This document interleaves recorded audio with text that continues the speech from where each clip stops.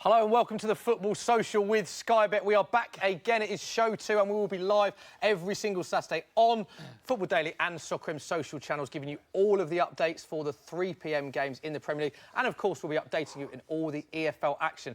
On the sofa today, firstly, very excited, Chris Hamill. Chris, always great to have you on the show. How are you? Thank you very much, mate. I'm always excited in your company. I am superb. How are you?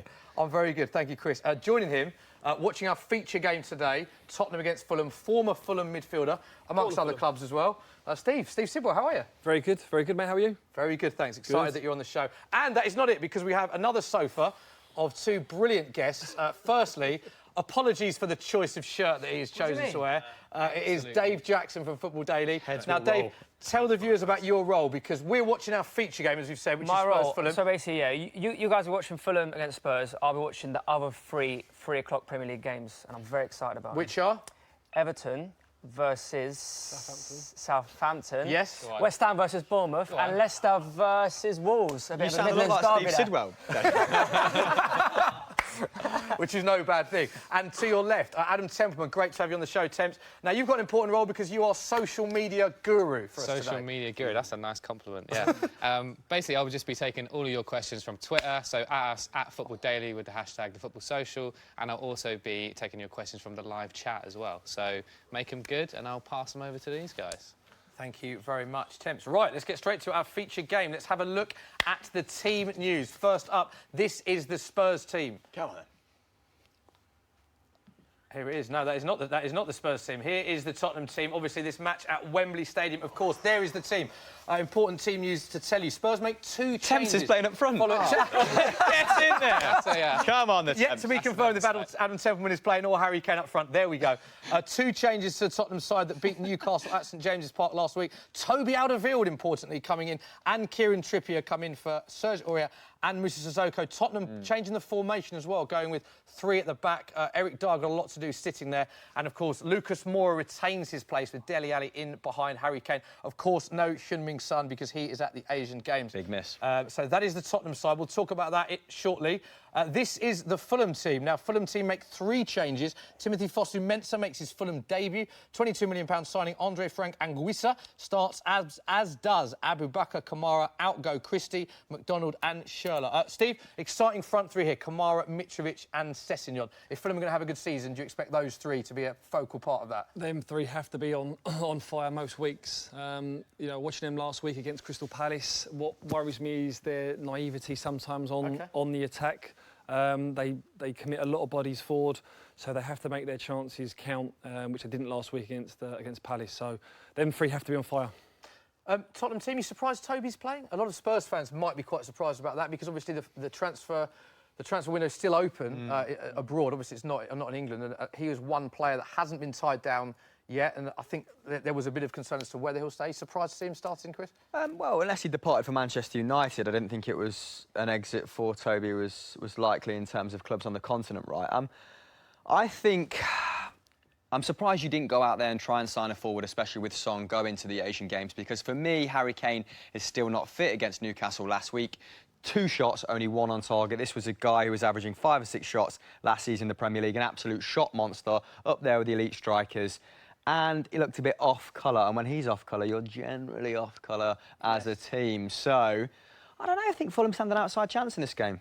Oh, OK, yeah. I mean, hopefully. Here is Harry Kane. We can see shots of him warming up at Wembley Stadium, of course. Kane, incredible stats last season. Kane scored 40%, 40.5%, in fact, of Tottenham's Premier League goals last season. 41 goals in 48 appearances in all competitions, narrowly missing out on the Golden Boot. Of course, he was the World Cup Golden Boot winner as well. However, in August, Steve, this is a crazy stat that I can't seem to get my head around. He's never scored a Premier League goal in the month of August. And people think, well, how many games has he played? 14 games, 46 shots. What can you even begin to explain that? I don't know. I mean, is it a hangover from pre-season? I don't think so. But, you know, hopefully he can get on the score sheet today, but not too many against Fulham, please. Yeah, so we can stop talking about it. So we can start, yeah, exactly. Very good point. Kane scored first, as you can see there. Some good incentives with our mates from Sky Bet. Was 15-8, is now 5-2. Don't forget, you have to be 18 plus. Full terms and conditions apply. For more information, go to skybet.com. Another Spurs player we've got to talk about, Dele Alli. Scored in 33 different Premier League games and has never been on the losing side. Scored the winning goal last season. How important is he for Tottenham this season, Hamill? He's an absolute freak, isn't he? I think he's contributed to around 64, 65 Premier League goals at, what, 20, did you say 21, 22? I think that's twice as many as Lampard at that age, way more than Gerrard at that age. So the fact he is so important at such a young age only goes to kind of intimate how mature he is now as a player. And I really admire his flexibility. So he's been coming in from the left recently, hasn't he? He can play as a second striker. He can be deployed a little bit further back should you need it, which you are thin on the ground in terms of midfield cover at the moment, aren't you? If anything happens to Die, anything happens to Dembele, then you are screwed. But, I mean, if Kane doesn't score, it's probably going to be this guy. Yeah, his goal scoring record is fantastic, as Chris quite rightly pointed out. He's also loves a bit of social media interaction, and he broke the internet this week with this celebration. This is the celebration he did following on from his goal at St James's Park. Now, we're going to go round the sofa to see who can nail this and who can't. But for those of you that can't, Mauricio Pochettino, Spurs manager, has given you a little tutorial into how to do the Dele Alli celebration. This is what he had to say. Esto, esto, and esto. There we go. Now we know. Look at that, 10-second crash course. You got it, Jackson. Because you're not confident, you're rattled, mate. Big time, one of them ones. What? We're going to go around the sofas in a bit. No, you just keep flicking up. I can't stop I think Dave Jackson might be struggling. We're going to find out in a bit. Some people are still struggling. Moussa Dembele had an attempt. This is how he got on. Go on, Moose. Nailed it. Smashed it, yeah. Easy. So, what is that? The question is, Steve Sidwell, can you do the Dele Alli celebration? Yes, I can. And can you show it to camera one, there to number one, Bosh. Very confident. Yes, we'll give him a yes for that. Chris Hamster-Hamill, can you do it? Right. Oh. Yeah? All right? With the lean Not back bad. as well. I don't know. You say what you're saying, back. Steve. He threw a lean back or just like guide it away. Can you give us a rendition of it? You ready? This is easy. Oh, a bit of hesitation there. You let yourself down. Easy. Dave Jackson. Hold on, have you like really done it, Smithy? After you, Dave, I'm going to have a go. Hold on, let me hold this one down. There we go. Is that do? Dave's. No, I can't do it, Smithy. And then this is my attempt. Do you know what? Do you know what's interesting about mine is that I couldn't actually do it until I saw Mauricio Pochettino's tutorial. You're right, that is very interesting. That is very... yeah. Thanks for that. Let's go to social corner. Have we got anything about our feature games so far? Yeah. What are people saying? How excited are they? Everyone's buzzing. We have a question from Max Leslie, who wants to know, if Spurs don't win anything this year, which they won't, will Harry Kane move on? Oh, great pastures question. new, Smith. You should go. That should go straight Go on, so repeat that. If Spurs don't win anything this year, will Harry Kane move on? Selective hearing from you. Oh, yeah, it's very much so, because I hate talking about this this topic. There he is, as you can see behind us, Spurs in the tunnel, getting ready to go out, trying to change the subject as much as I can. I'm going to say no, I hope he doesn't. He signed a new contract.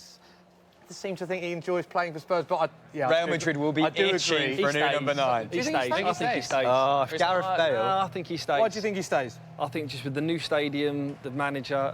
More importantly, is the manager going to stay?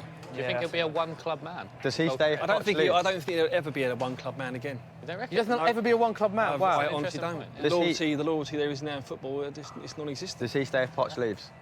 Does he stay? Oh, no, see, I'd say a big no. If he. Oh, That's a good point. I'd agree. Because Lopetegui is primed to be sacked in 6 months' time, I reckon. He's been given an awful set of circumstances at Real Madrid. Best players departing.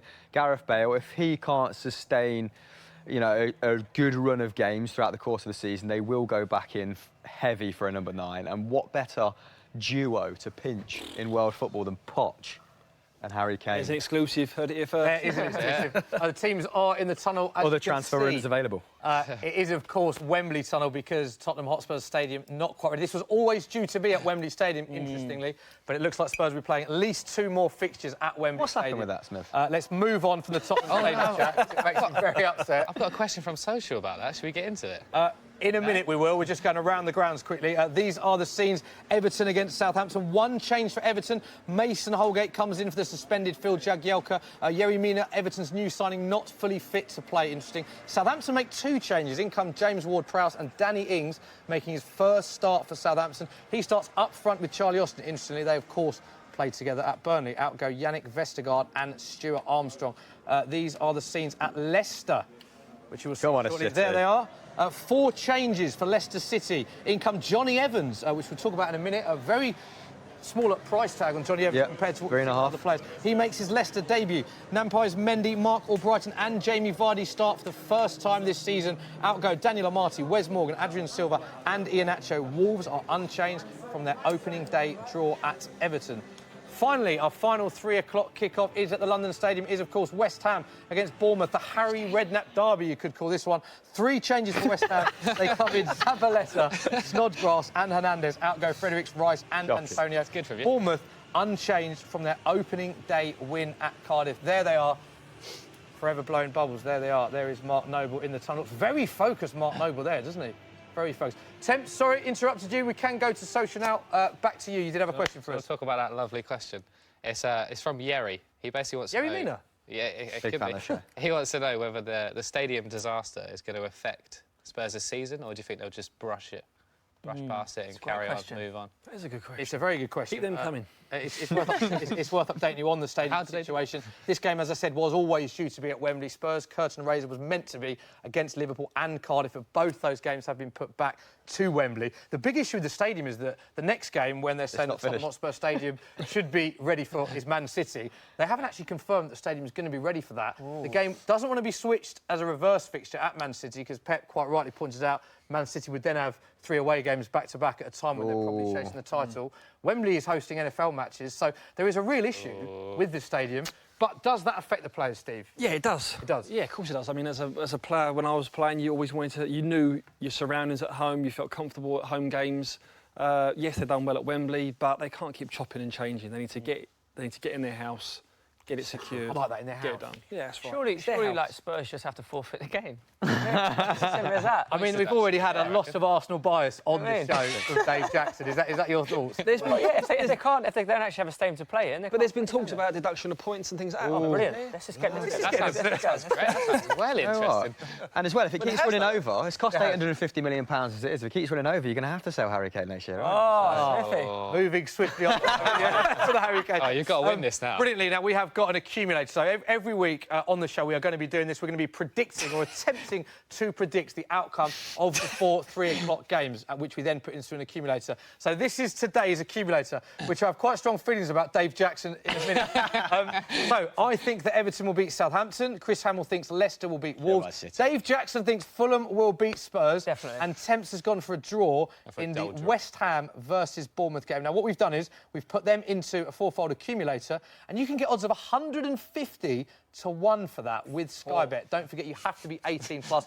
Full terms and conditions apply. 150 to 1. Something tells me that's because you predicted the Fulham result. Yeah, I feel like they'll be well up for it. They'll want to take points off Spurs. And also, there was no way I was going to back Spurs on camera, was I? So that's why I'm going for that. Speaking of backing the team that you have an association with on camera, we can see Steve Sidwell's accumulator.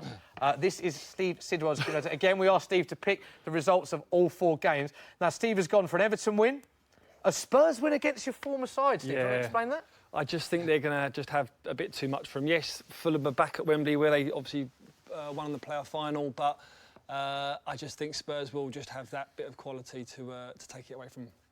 OK, you've also gone West Ham win, and you've gone Leicester versus Wolves draw. Yep. Now, interestingly, the odds of that, bearing in mind the odds of our accumulator were 150 to 1. 15 to 1 you can get odds of that, so obviously that's I think it's quite a winner. Popular pick. You think that's a winner? I think that is a winner. Which do you think is the hardest to predict of the 3 o'clocks? The Leicester Wolves. Leicester Wolves. It's going to be tight. Leicester Wolves, yeah. I said a draw, but, you know, I think there's going to be goals. Then you've got the Vardy, Neves, you know, there's a lot of attacking play there, but we'll see. Yeah, interestingly, Fulham have only played at Wembley Stadium 3 times in their history. Aston Villa in the Championship player final, of course, today. And the last time losing the 1975 FA Cup final to West Ham. Only the 3rd time ever. Obviously, Spurs have been there many times, as we know. Did you go to that game? Did I go to that game? I was away that game, Chris, unfortunately. Good from you. I'm getting it in the net later. He is getting in the age chat. I haven't even started on his hair, which has got even more product in than usual. Any more from social? We're going to start with the poll. I know you like the Twitter polls. I do love a poll. I haven't put a poll out yet, but this question is from Mills, and it's to Sidwell. Who is the best manager you've ever played under? Oh, great question. The best manager I've ever played under. Steve Coppell was very good at Reading, very successful. Mourinho was great at Chelsea. I can definitely see a difference in him from back then to where he is now. But back then he was fantastic. So yeah, I'd probably say one of them two. Yep. Nice. What was it like bowling up to Chelsea? Training with all those superstars, coming out of Reading, coming out of Reading from the training ground with porta cabins, going to a state-of-the-art fingerprint building on the first day. It was great. Sounds like you hated it. Yeah, it was terrible. Obviously it was like, you know, going from like the smallest fishbowl to the biggest ocean, wasn't it? You know, training and being with players that I've looked up to, watched, admired all my career, and then suddenly to share the dressing room with them was like, it was crazy, and obviously the pitch. So yeah, good times. Does that make you a significantly better player, training with players of a higher calibre? Yeah, I mean, to be honest, I'll be deadly honest with you. It took me a good 6 to 8 weeks to get to that level, just because the level of the training, the quality of the training, the sessions of what obviously Mourinho was doing as well. But yeah, I mean, if you've got good players around you, it raises your own performance, it raises your game, because you have to adapt to that to get in that team. Is there anyone that was just an absolute monster in training for Chelsea? Lampard was a joke every day. Yeah. Honestly, he was not just like as in good, but literally just his intensity. He had to be the best. The bar and the standards that he set was just phenomenal. Drogba would sort of flick in and out of training, but you knew when it come to game day, he was there at the forefront. So, yeah, I mean, the list could go on, but Lampsey was definitely top draw. First chance. All of our 3 p.m. games have just started. First chance in our feature game for Ben Davies, I think that was, on his wrong foot as well. Poor pass from Fulham. They got away with it there. Dave, all your other 3 p.m. games have started as well? Yes, the West Ham Bournemouth game seems to be very fast-paced. It's very kind of end-to-end already. Everton Southampton, that's a little bit slower. And Leicester Wolves, I haven't actually been watching that one because there's a lot going on in the other 2 games. So, yeah, it's very honest, Dave. I appreciate that. Let's look at the Spurs Fulham game. There's Mauricio Pochettino there. Steve, great stat for you here. The last time Fulham were in the Premier League, Steve Sidwell played in every single match that season. The only player to feature in all 38 games, and you were top goal scorer for Fulham that season. But did it say we got relegated? It does then say you want us to get relegated. I was leaving that bit out. Are you aware of those stats? Yeah, no, of course I am. Yeah, no, it was personally it was a great season for me, but you know, on the whole, with going down, it was terrible. So it was bad to see him. Obviously in the Championship for the last 3 or 4 years, but back where they belong now. But, you know, just watching them now, as I said before, about their naivety, playing out from the back and stuff, they just be... Oh, is it the Wolves just hit the crossbar? Back to you, Dave. Fill us in, what's happened? Hit the crossbar. It was a good little bit of build-up play. The ball's kind of like ricocheted back out to the edge of the box. He hit it first time. I don't know who it was. Oh, what an effort that was from distance. And he's hit the crossbar. Who is that? Got in that Leicester's right-hand side there. Starting strongly. I worry about Leicester's right-hand side now. They've got a more attacking fullback in Pereira. Right? Great strike that. I wanted to ask you, just as a follow-on to that, the scenario that Smithy was just talking about. How does it feel knowing that you're playing at your best, but it's still not enough to save you as a team? What did you feel that Fulham team needed to add in maybe the winter transfer window to keep you up, or was it inevitable? I think as the season went on, it was looking like it was going to be inevitable. Which doesn't help, obviously, is when you have 3 managers. We started off with... Oh, he's clear off the line. Martin, all Wolves, by the way. All Wolves. Wolves have started very strongly. We'll go to Dave in a minute. Just 3 managers throughout the season, starting with Martin Jol, René Mullenstein, and then obviously when Felix Magath walked through the door, we was doomed straight away. Fair play. Really? I mean, it was that bad. Get that cheese on your knee, brother. The stories that come out, you know, they're all true. But, that doesn't help. But, I mean, there was probably a handful of players in that whole squad that could probably, at the end of the season, look at themselves in the mirror and say, do you know what, I give my all for the season. which just wasn't enough. Fair play. Okay, Dave, go to Dave Jackson now. He's watching all of our games. Yes, so there's been a second Wolves have started very strong. Yeah, started very well. There's no chance for Wolves. There's a nice bit of build-up play down the left, kind of cut the ball back in. And I'll be honest, I think the striker probably should have scored. But it was, I wouldn't necessarily say it was good defending from like Leicester either. It was more like the ball just kind of hit him. So, but yeah, it's all Wolves in that game. Steve, you involved in a lot of teams that came up. How does it? Is it a bit surreal watching Fulham come up, watching Wolves come up, spending north of £100 million and making a real good fist of staying up, as opposed to like being committed to a dogfight? I think that is now the change and dynamics of where football's going. That to survive, you have to spend. I think gone are the days now where you can really keep the squad that got you into the Premier League. You have to add a bit of quality. In saying that, Brighton kept the majority of their squad last season. Yes, they added a bit of quality, 3 and 4. Pascal Gross, yeah. Yeah, Pascal Izquierdo, David Proper, players like that. But when you've got someone like Fulham now that's come up and spent a hell of a lot of money on a lot of players, it's going to take time for them to get used to the philosophy. But you haven't got time in this league. You have to hit the ground running, otherwise you'll get found out. Yeah, impressed with any of the new signings in particular? As a sort of semi-Fulham fan, yeah. I like Seri, yeah, the one that's come in. Nice, he's a real player. He's linked with Barcelona about 12 months ago. The clubs that he was linked with there, Barcelona's and stuff. So they've done well to get hold of him. They got to keep hold of Sessegnon as well. So. Obviously, getting Mitrovic over the line is a focal point for them. So, listen, I've watched them a lot. Chance for Spurs. Oh! Big chance for Smithy had to happen. Lucas Moura. Lucas Moura. I've tipped to have a big season with Tottenham this season. I mean, that has been all Spurs so far. Steve, talk us through this bit of play here. Well, yeah, big switch out to the right-hand side. Trippier there. Again, defensive, they look all over the place, Fulham. Lovely ball. No sort of leadership, no communication.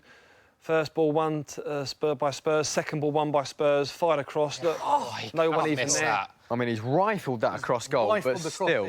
Lucas Moura with a header from probably about 6 yards out. Known for his heading, Lucas Moura, obviously. And it is still 0-0. Spurs have started very strong in this match. Steve, I want to ask you about one of your former teammates, player that you know quite well, Scott Parker. Yes. Former Spurs and Fulham, of course. Oh, Smithy, you're in. Yeah, this has got... Run it! That's a free kick. Nah, it's another chance. Harry Kane has put the ball in the back of the net for Spurs, but it is August, of course, so the goal won't count. Foul on the keeper. That was 100% a foul. Is that Lucas Moura overstretching? Lucas Moura again. Straight into the keeper's chest. Was this an easy shot in the first one? No, he's 1-on-1. Oh, the second touch is hideous. If he has a better touch, he's in on goal, and it's an easy kind of finish. But look at this big touch there. Look at that. That is horrible. Lucas Moura's had 2 big chances. One from 6 that yards, could have been nasty as well. and the other one is a 1-on-1. He's over. Bad first touch. Again, though, defensively, Fulham again, they're gifting them opportunities and chances of goal. We can't do that at this division. Do you sort of respect the way they're sticking to the guns, or do you think it's ultimately going to cost them over the course of the season? I mean, fair play to them. That's their philosophy. They're going to live by the sword, die by the sword. Yeah. So. Jokanovic doesn't strike him as the sort of bloke who's going to change us. No, and I think it's going to be similar to the way you could talk about Cardiff. The way they're going to come. They're not going to come in and try and play football, are they? They're going to come and stick to the way that they know and get results doing that. So. It's interesting on that note, Chris. I was watching Cyrus Christie did an interview on Sky Sports News before this game, and he was saying that Fulham have this philosophy where they like to get the ball down and play the right way technically. But they know that against a side like Tottenham, that is difficult. So, sort of going on from what Chris is saying, have you been interested when they're still trying there, though? You play a so-called bigger team, you do have to change the philosophy to get a result. Well, 100%. That is why we love football. You don't want all the teams playing the same tactics, playing the same way. You like seeing how different managers change their philosophy to beat teams. So. You look at Fulham and the way they played. I mean, the way they've been in the Championship, they've been the best team in the Championship probably for the last 3 or 4 years, but they just haven't got up. Now that they have, their football should suit this league. But if they're going to go toe-to-toe with someone like Spurs and other good footballing teams, then they've got to be at their very best to beat them. Yeah, going back to, I was mentioning Scott Parker, their former teammate of yours, Spurs and Fulham Links, of course, under-18 Spurs coach as well. Did very well for Tottenham's under-18s last season. He is now first-team coach at Fulham. Have you spoken to him? Yeah, spoken to him. Yeah, I spoke to him when he was at Spurs doing bits there. I was due to actually go and watch a few sessions and go up to the training ground, but he kept it quiet and then he got the move back to Fulham. But listen, a great figurehead to have, obviously back at Fulham, knows the squad very well. All the players look up to him. He's a good go-between probably to have between themselves and the manager. And I think it's a great addition for the club, yeah. Yeah, corner for Tottenham now. Kieran Trippier had a fantastic World Cup, of course, starting his first Premier League game. Of course, he came back from pre-season quite late, hence why he didn't start in the last match against Tom Newcastle. Kearney, what a lid on him. Corner for Tremendous. Spurs, whipped in. Chance. Oh, great save. Oh. Let's go around the grounds now. Dave Jackson is multitasking for us today. He is watching all the other 3 PMs. Yes. Dave, what's been happening? This is a lot harder. Look, this is a lot harder. So all the games, they're about evens. No, I'd say maybe Wolves are definitely the better team in the Wolves at Leicester game. Yeah. I've just seen Jack Wilshere kick off with someone, which is nice to see. And Everton, Southampton. Everton probably slightly just about the better team, but very kind of even, really. Let's talk about Jack Wilshere, you mentioned there. As an Arsenal I was so gutted to see him go. I feel like, I don't know why, at the very least, give him a new contract and then sell him for 15 million or over to 20 million at the end of next season. I was very, very disappointed to see him go. Steve, thoughts on Jack Wilshere? Surprised to see him leave Arsenal? I was, you know, especially the direction that they was going. Obviously, with Wenger leaving and a lot of the back staff leaving, you know, it's that DNA that was sort of being taken away from Arsenal for the last 20 years. You want sort of people there that are going to be fighting for the cause, and I think Jack would have done that. Yeah. And now he's gone. It's a shame, but it's good to see him go to a place where he looks like he's settled already. Yeah. And I think he'll be a great addition to West Ham. I think he'll play well and hopefully get in the England fold. You think he'll I think he can. I think he can. Yeah, when he's at the top of his game, he's one of England's best players. Yeah, Definitely. easily. Hamill, impressed with Spurs so far? Yeah, you're really getting at them down this right-hand side, which is to be expected. Kieran Trippier, sort of probably your outstanding fullback. And here he's on the ball now. Look at that. Sang it into existence for you there, Smithy. But Anguissa, I think, is he number 29? I quite like him. He joined from Marseille. His defensive output was class last season, 4 tackles and interceptions per game. Yeah. But he looks like he's having a very tough time at the moment. Obviously, you guys deploy a really good press. Yeah. Christian Eriksen is really letting him have it, and he's nicked the ball from him 2 or 3 times there. And like Steve says, Fulham are living very, very dangerously at the moment. Yeah, he played in the Europa League final as well, didn't he, for Marseille against... Yeah, it's a good player, I think. Real coup for Fulham. And they've, a bit like Brighton, who you know a bit more about than me, but Fulham have not only spent money, they've made some really savvy signings. Yeah. They've not overspent, I don't think. A little bit like Brighton when they first came up. Just some people who were statistically good across Europe, not costing an arm and a leg, and I think it will serve them well. Like you said, I think Seri's a standout player. I watched quite a bit of Liga last season because we also run Euro Football Daily. Go on then. Oh, now Kane's. Oh, well won. It is all Spurs at the minute. Very last ditch, isn't it, from Fulham? Another corner. Very last You can ditch. see why Spurs have gone with that formation, though, like 3 at the back with committing bodies forward, because I think they know that if they come out the traps early doors, they could commit numbers up the field and really pen Fulham back, and that's what it's all been in Fulham's half at the moment. Yeah. It has been all Spurs. Kieran Trippier, another corner. How impressed were you, Kieran Trippier? Really good. Yeah, I mean, lucky enough I was to get out there as well, watch the semi-finals. I took my boys out there, and he was one of the standout players, wasn't he? Yeah. He was fantastic. Scored a great goal, great free kick as well. It's definitely put him on the world stage, let alone the Premier League stage, that's for sure. It has. Very. Lucas gone Moore down has actually started well. He's been on the ball a lot. He's missed 2 chances, but he's been very lively. He's a player I think will feature a lot more for Tottenham this season because we miss Heung-min Son's at the Asian Games for another 2 games after this. Lamella's still coming back to full fitness. What's the deal I with think Moore Son? will play a lot. By the way, the Asian Games. The deal with there's a Heung-min lot Son- of rumours circulating. If he doesn't win that, then he has to do military service. The deal with Heung-min Son is that What do you mean? If he doesn't win the tournament? Yeah, it's genuinely. I've heard some. The deal is that very Heung-min rogue Son, rumours. he misses today, Man United away and Watford, I believe, for the Asian Games. If they win the Asian Games, he is exempt from 21-month military service mental. duty. That So if is South crazy. Korea don't win the Asian Games, he will have to do military service. Interestingly as well, they actually Surely did win he's the their Asian poster boy They for actually did South win the Korean Asian football. Games when he was in Germany, playing in Germany, but he wasn't selected. Oh, so if he was part of nightmare. that squad there, he would be exempt from military service, but he wasn't selected because the club wouldn't let him go. So he needs to win the Asian Games. So that's true. That has a bit of credence. That does, yeah. The story does keep chopping and changes quite a lot. But obviously all Spurs fans, and that would be a devastating loss. Oh, no, mate.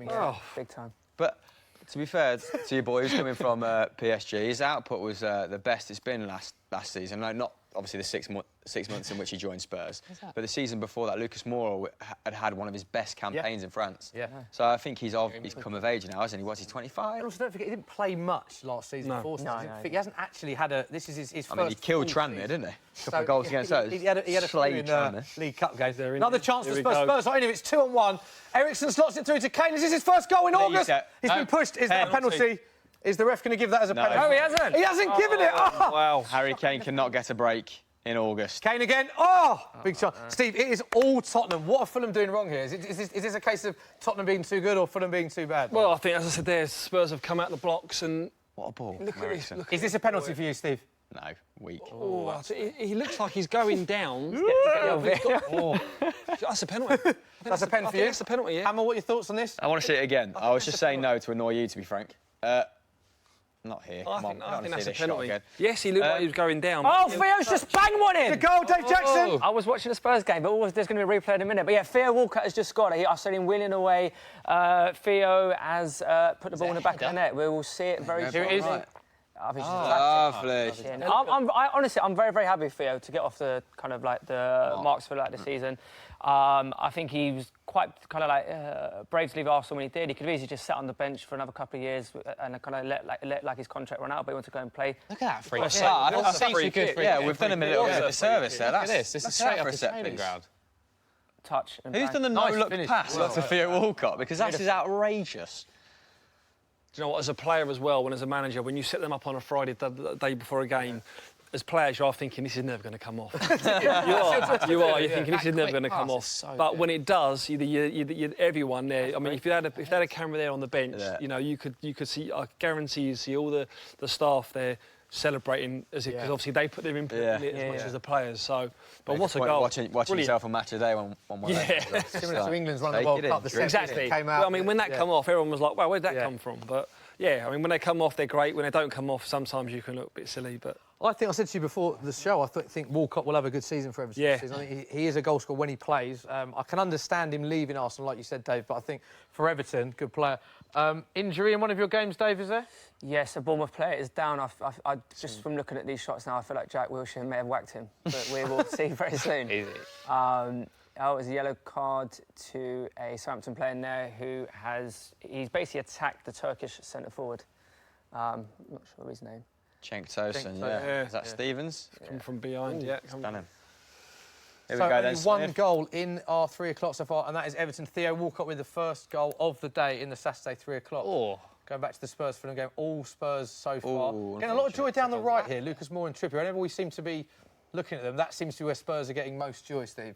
Yeah, I mean that's an area where Spurs have obviously relished on, isn't it? All down the flanks. They're obviously been focused very much on Fulham's left-hand side this afternoon. So a lot of open chances are coming from there. So Fulham need I mean, this is what I mean. The Spurs are on the front foot. When it gets to Fulham, they don't know what to do with the ball, giving it straight back. So the turnover's there. I mean, Look at Dele Alli winning that in central midfield. In an area where the work rate's incredible. Yeah. I mean, again, down the right-hand side into more alert. Last season, I had a look at some of the stats in terms of drop-off and when top teams conceded the most goals, because I was so interested as to are Pochettino's physical demands, do they have an effect on the team towards the end of games? And you actually were pretty weak between 70 and 80 minutes. But now they've had a couple of years adapting to that. I think Spurs have probably one of the fittest, most ruthless squads. Well, starting 11 certainly in the Premier League, but yeah, Fulham might get a bit of joy at the end of the game, was what I was trying to say. Probably not. Do you know what though? That is key now. That is the difference between the Championship to the Premier League. That is that even when you come under the cosh, you have to stay in the game. Yeah. You know, if you go a goal behind, stay in the game. Don't go chasing it, because if you go 2 goals behind, then that's it. You know, you're not going to come back from that too many times. So, yeah, the sign that they're in at the moment, with obviously being penned back in their own half.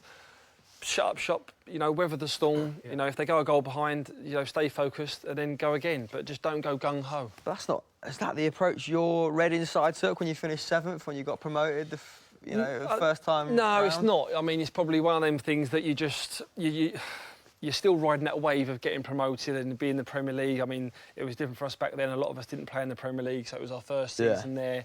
Bit fearless in that regard. Yeah, I think you've got that sort of naivety and that, as you say, that fearless of just to go out and express yourself. But you know, you still got to have that game management where, right, it's not going well for us. Stay in the game, weather the storm. Let's make sure for the 90 minutes we've got a chance to win this game. Do you think the disparity between Premier League teams and Championship clubs is bigger now than when you were promoted? I actually think the top sort of 6 in the Championship. Yeah. I mean, you look at some of the teams now in the Championship. There's some huge football clubs. No, I mean none of the relegated sides last campaign were newbies, were they? Yeah. So. No, they all stayed up, didn't we? Yeah. So. No, I think it's just literally fine tinkering and, as I say, game management and tactics. You know, it's a fine line from winning games to losing or even drawing. And if you adapt to that quickly, the Premier League style of football, then you should be fine. Talking about adapting, Ryan Sessegnon, unbelievable season for Fulham last season. What a guy. 16 goals. Still only 18 years old, I believe. Linked with Tottenham as well, of course. Yeah. Didn't have his best game. The Wan-Bissaka played very well for Palace last week, I thought. How big a season is he for Fulham? And do you think he's a player that they have to keep hold of? And do you think they will keep hold of him? Yeah, huge season. I think that could be a blessing in disguise, that first game. I think, you know, that opens his eyes up last week to say, I've not cracked it yet. You know, I've still got a long way to go. And, you know, I think from when that normally happens, you sort of respond to that in a positive way. Yeah. Respond to that in a positive way. But, yeah, I mean, he's key for Fulham this season. Yeah. If they have to keep hold of him, and I think it'd be good for his development of football to stay there and play there as well. He's such a young age, you know. He needs to play football. We interviewed him the other day. He seems like a really level-headed young guy, and we're asking him who his sort of role models were growing up, or players who he aspired to be, and he said Gareth Bale and Luke Shaw. Did he? Which I thought was an odd combination, but that's obviously that left-sided player. Because he can relate to that moving area, forward, that transition from going from left back to. But were you surprised? It's another chance. It's at the post. You might have the inside track a little bit more on Fulham, but are you surprised at his development, the way he's kind of rose to superstardom? Well, they always say if you're good enough, you're old enough. And only if he's shown that at such a young age, then it was only going to be a matter of time before he got an opportunity. You know, obviously when they're in the Championship and he's doing well. As you can see there, you know, he can just carve a chance out of anything. Yeah. And that's where you want to see him, in the opposition's box. It's been all Spurs, but Fulham sort of on the counter-attack there. I think that's Tom Kearney into Ryan Sessegnon, and he gets... Is that an appeal for a penalty there, Steve, do you think? No, I think he's just... I think Davis just shot by him. Yeah, he's chopped it inside. I think he's just lost his footing, but he's done well to get the shot off. But again, you know, that is Fulham. You know, they could be under pressure, but they've got that ability and pace and presence up top that they can carve out chances. Is Mitrovic starting? I've not seen him. In my I don't think the Fulham players have seen him either in the opening. Must be a nightmare if you're a target man playing in a game like this. Worst one ever without a goal, Hamill. 5 games without a goal. Oh, God. What was it? There's been an incident at Everton, Dave Jackson. It was actually at Wolves. Wolves hit the post once again. But I believe in the Everton game, and there's never the French midfielder, Schneiderlin. Is he French? Or he is. He's French, yes. He's going to be coming off injured. I think they've just waved to the bench. He'll be definitely coming off. OK, let's go to social corner. Temps, what have you got for us? Yeah, I've put a poll out. This is just based on the Leicester-Wolves game. Obviously, you said that's the hardest one to call. Yeah. Majority of people going he's through again. for Leicester City to win. It's 40. Wolves have got to score soon. But a social corner I've got is from Henry. Sorry, let's just stop you there. Big chance at Christian Eriksen, Steve. Probably one of the best looking defenders in football. Another great cross-in from Dele Alli. But then again, you know, look, Spurs are on the attack. Fulham have committed numbers forward. Kearney's backtracking there. He lost his man, Eriksen. And Gisa again can't keep hold of him. It looks a little bit disjointed on the Fulham side of it. They don't know they want to play away, but they're getting closed down very well on the turnovers. Spurs are making their first pass forward, which is getting straight at Fulham's defence. So, you know, they've just got to stay in the game. Hopefully, just weather this storm, get to half-time. Still half-time, yeah. The positive is, 100%. if it is 0-0 at half-time, you'd imagine Fulham will change something, won't they? You'd like to think so, but knowing the manager and his philosophy and the way he wants to play, you never know. Tim, sorry, back to you. No worries. The question is from Henry, who says, which player impressed you the most last weekend, as in which debut was the most which impressive? day? I thought Richarlison had a great debut himself. very good. It wasn't his debut, but it was his first Premier League appearance. Ruben Neves is a player that I've been raving about for ages from his appearance last year in the Championship. I was very impressed with Ruben Neves. Richarlison are two that spring to mind. Steve, any others? No, Richarlison, I mean, for him, I think more so just he stands out just because of the price tag. Richarlison, you know, with Everton, you're right what you're saying there. He's used to Premier League football, but is it for a debut for that fee, a new club, that's what you want to do. You want to hit the ground running. Yeah, interesting. For Collison, he scored 2 goals in his first 2 shots for Everton. Compare that to when he was at Watford, failing to score with any of his last 53 shots as a Watford player. Sometimes you go to a club and it just works. And well, I mean, Silva's getting the best out of him. He started on fire, didn't he, when he was at Watford, and then he went missing, didn't he, after sort of November time, was it? But just coincidentally when the Portuguese manager left. When he left, But is that going to be the same this year? We never know.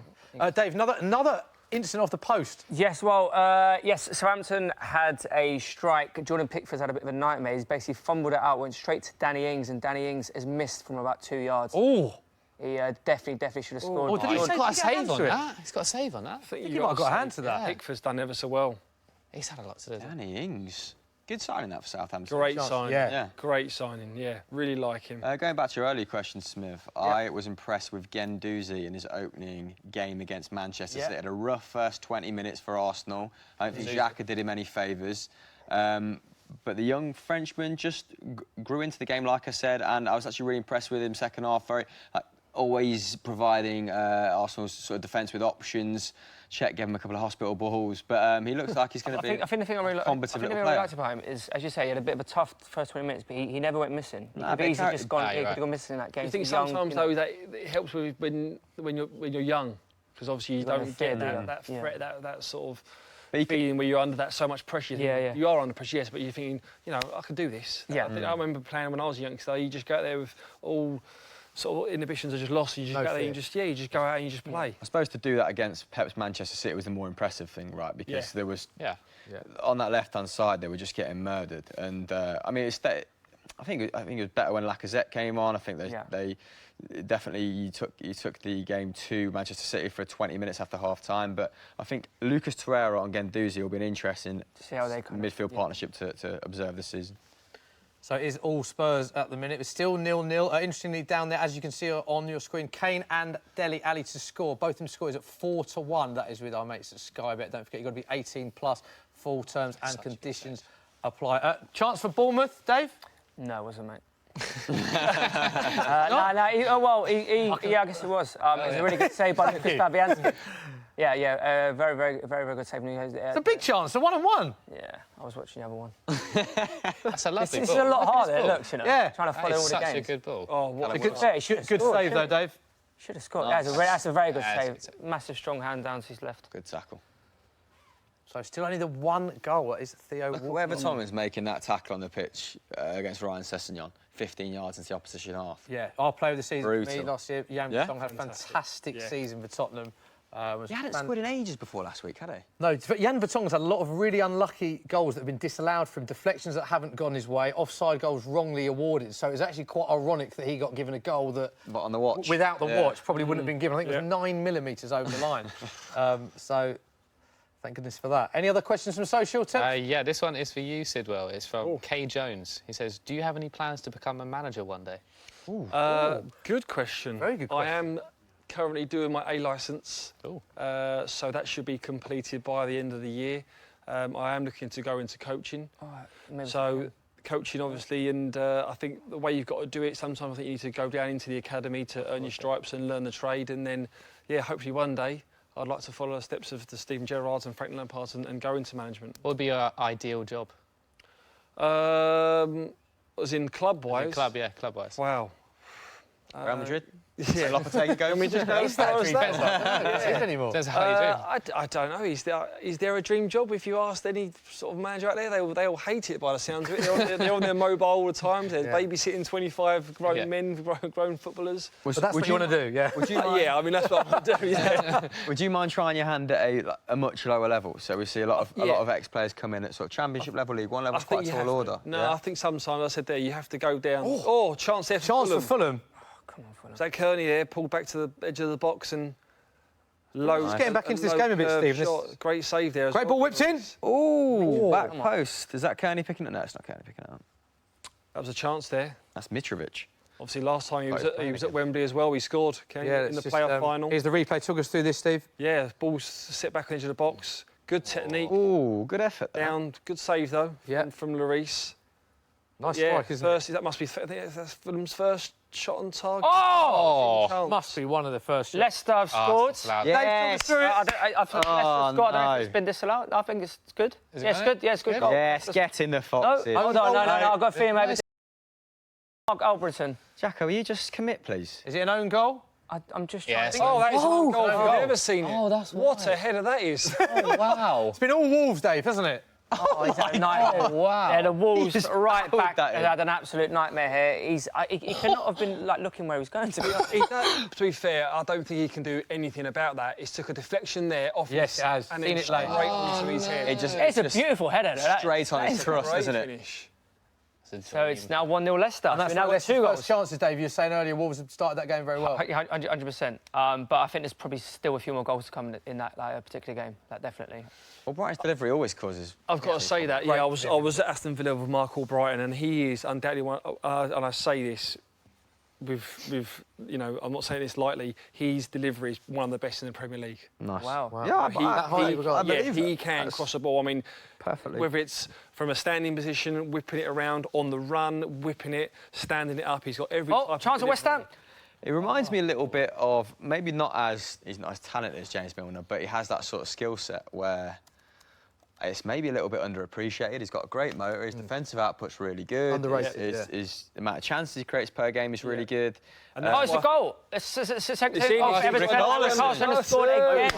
player that we've 3 in 1. singled out. Again. In fact, only 5 minutes ago, he was actually down injured. It looked like he might have to come off, but now he's back up and he scored the second goal for Everton. And there's an incident at West Ham where I think there might be a penalty, where the referee originally said no penalty, but now he's talking to his linesman, and I think it may going to be given right now. So it might be a penalty to West Ham. If you come back to me in a minute, I might be able to let you know. Let's have a look at that, Richard. We're going to stay with you, Dave, because they're just showing a replay of the Everton goal.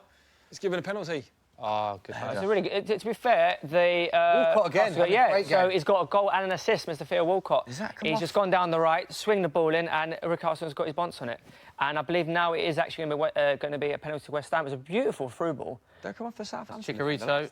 Yeah, it's definite penalty. And I'm really pleased to see the referee's actually kind of gone back on what his original decision was. So I don't know who'll take the pen. Probably Chicharito. Was Aki diving in? On Arnautovic. Oh, yeah. It's a definite penalty. I think we all agree. Yeah. That is Aki on Hernandez.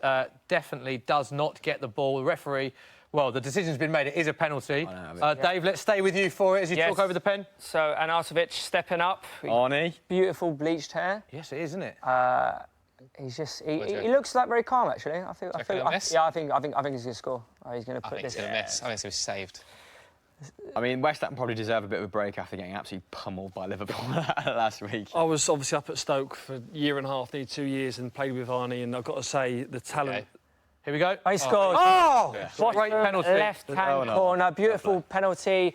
All he can do is score from that. Do you think he's making good on that promise he had then finally? Yeah, listen, the talent that this boy's got, he can go to the very top, and I think he proved that at Stoke. He lost his way a little bit towards the end, I think, because he wanted to get that move away, and I think West Ham's been the perfect club for him because he feels like he's the top man there, and he's playing up to that as well. So who'd have thought that David Moyes would have resurrected his career? Come on. Yeah. Sorry, Did he need that, do you think? You said about his talent there, but he felt he needed to be sort of loved and wanted to be the main man at a club. Yeah, I think he got that. Definitely got that at Stoke with Mark Hughes. I think he grew up at Stoke. Right. I think that was his transitional period where he become the person that he should be and the player that he should be.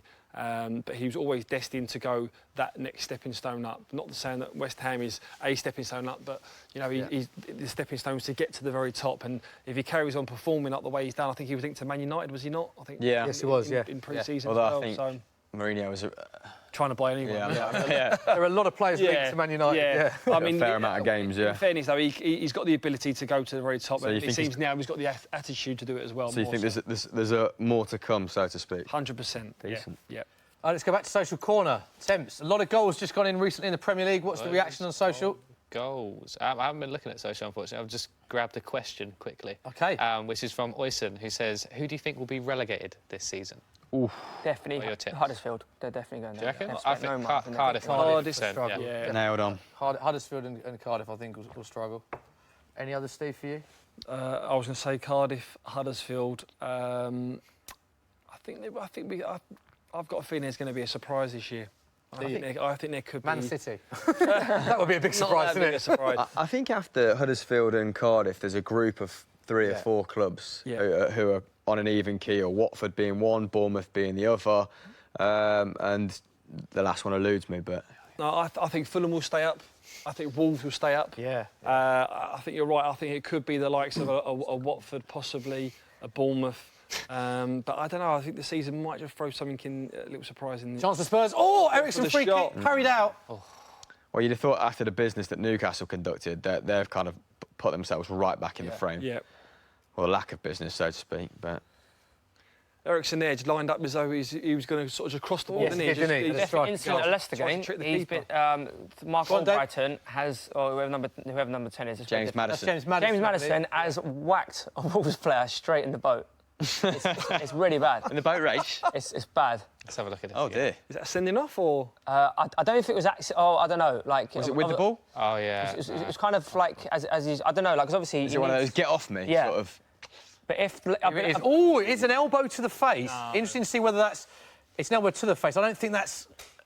Is that intentional, Steve? I think that red card would be very harsh there. I feel like he's anticipating a bit of contact there. I'm I not. think, yeah. I think he's looking, knowing that contact's going to come, he's looking to possibly shield and get his body in. Yeah. But it looks worse from that angle. It doesn't look too bad, but from the other angle, you see, I think he's as you're right, he's anticipating. Yeah, the contact. Never is to come round the other side for the contact. He's trying to get his body in or just sort of. Not the most aggressive player is James Maddison. No. Another creative number Interesting 10. to see what the ref does here, Dave. Let's stay with you, Dave. What is... I don't think he's been booked. I think he's just seen it as like accidental. Right. But also in the Everton Southampton game, it looks like Rickarlison was going to be coming off. I don't think he's been able to shake off that injury. Oh, that's not good. Interesting stat about him that I just found on Twitter. Go he on. has scored with every shot for Everton so far. So he's had 3 shots, 3 goals. 3 shots, 3 goals. Amazing. Very clinical, you might say. Oh, almost a lovely ball there. Was that from Dele Alli? Little flick. So it's still How 0-0 tenacious he is. in our feature game, Tottenham against Fulham. While there's a quiet moment, we can update with a few scores in the Championship. Middlesbrough 2-0 up against Bristol City. Britt Assombalonga has just scored the second there. Aston Villa, one of your former clubs, Steve, 1-0 up at Ipswich. Jonathan Codger with a goal. Frank Lampard's Derby 2-0 down already after 20 minutes against Millwall. So Yeah, that was always going to be tough. not Well, my boys Lee Brentford. Gregory and Sean Williams. Brentford on Football Manager.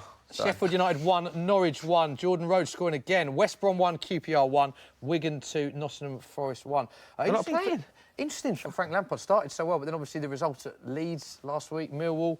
Leeds are 2-0 rolling down everyone after over, aren't 20 they? minutes. Yeah, I mean, Millwall's a bit more damning, but Leeds are. yeah, I mean that's always going to be a looking hard good to game at start the Millwall today. But I think just Derby in general. I mean, it was a big ask for Frank to go there. Fair play Yeah. to him for taking the job. Yeah. I just think that they've got the players to do it, but for me, they just don't seem like they've got the real commitment to get over the line. They just seem as though they're happy to play in the Championship. Yeah, They're on big money. Yeah, they're always in the playoffs and never Some quite... seasoned Yeah. managers have come and gone there, haven't Yeah. they? Clement, McLaren. McLaren Yeah. twice. Yeah. I don't know who's in between, but yeah, Lampard, it's by no means an easy job, is it? They kind of always seem to disappoint towards the end of the season. Yeah. But. Yeah. So what do you make of the Championship this season? Who's your faves to go up? So it's looking pretty exciting. Yeah. I'm really interested in the Championship for the first time in a long time, actually. Yeah. Bielsa being at Leeds, I think that's pretty cool. Yep. Leeds have started, started very well, haven't they? Yeah, I Only think, 0-0 at Rotherham, at Leeds against Rotherham. that. yeah. Oh, So yeah, no, I think Leeds will be there or thereabouts. Yeah. As I said before, you've got some massive clubs now, massive teams in the Championship. All will be wanting to ply their trade back in the Premier League where they feel like they belong. And I think you'll just have the same teams, or they'll be there or thereabouts throughout this season. I'd like to see Villa back up. Football clubs like Leeds. Yeah. I think Birmingham could even go on a good run. I know they've got a sticky patch with obviously the they actually transfer battered Swansea saga. yesterday. Yeah. And it's So- finished 0-0, but I watched the highlights. Yeah. And they could have put I think 3 or 4 past again, like the Championship, you haven't got to be good from the start. As long Yeah. as you're in that On a sort of run. chasing pack by Christmas, January, it's then where teams kick on and really show their worth. Ooh, Another chance for Spurs. Rasper. There seems to be a lot of half chances for Toby Alderweireld taking that shot from 20 yards, God. obviously. What's going on? Tottenham to win 2-1 is now at 9-1 with Sky Bet. They've had a lot of chances, Spurs, but haven't been able to put the ball in the back of the net. That is at 9-1 with Sky Bet. How's the performance feel as a fan, as opposed to a pundit at the moment? Are you a little bit frustrated? You're not putting to the sword yet? It's quite Spursy, if I'm honest, Hamill, in that a lot of games that I see Spurs with Mauricio Pochettino's work ethic in the high press, the fitness levels, and the chances we create are always there. Spurs create so many chances, but we haven't been clinical enough. Wow. Big chance for Fulham. Good save. We haven't been clinical enough. That's his second good save, Lloris. That's happened a lot last season. We create a lot of chances, but we've not been clinical enough. Oh, for goodness. When Harry Kane isn't firing all cylinders, Spurs sometimes struggle to score. We create a lot. We've got a lot of midfield creators, but when he's not on form in terms of being clinical and scoring goals, we sometimes do struggle. So Son that got you out a couple of tough spots last season, and Ali. A chance for Fulham as well, Steve. Great ball from Seri. He looked like not a bad touch. Not a bad touch from Sessegnon. Lloris again. That's what he's known for. How quick is he to get off his line? Brilliant. Yeah. You know, his shot stopping is phenomenal. Who's the best keeper you played with? The best keeper I've played with. Talking about Schwarzer off camera, you're saying he's a bit of a beast. Yeah, Schwarzer was a beast. Steak for breakfast. I think Schwarzer. I think he's all round. I mean, he weren't a great kicker, Schwarzer, but you know, in terms of leaders on the pitch and commanding his box and his team and shot stopping as well, fantastic. Petr Cech obviously speaks for itself. The way he was at Chelsea at the time there. You know, I've been sort of played with Brad Friedels. Tough question. Yeah, Brad Friedel, Petr Cech, and there's been some good ones. I'd say Petr Cech was probably the best. I mean, I think that at the time then as well at Chelsea, he's probably playing his best football. I mean, he's got the record for clean sheets, I think, in the Premier League. And what is it like watching him now, trying to play the ball out in Unai Emery's system? It's a little bit no disrespect to Petr, but he's a great man and a phenomenal goal.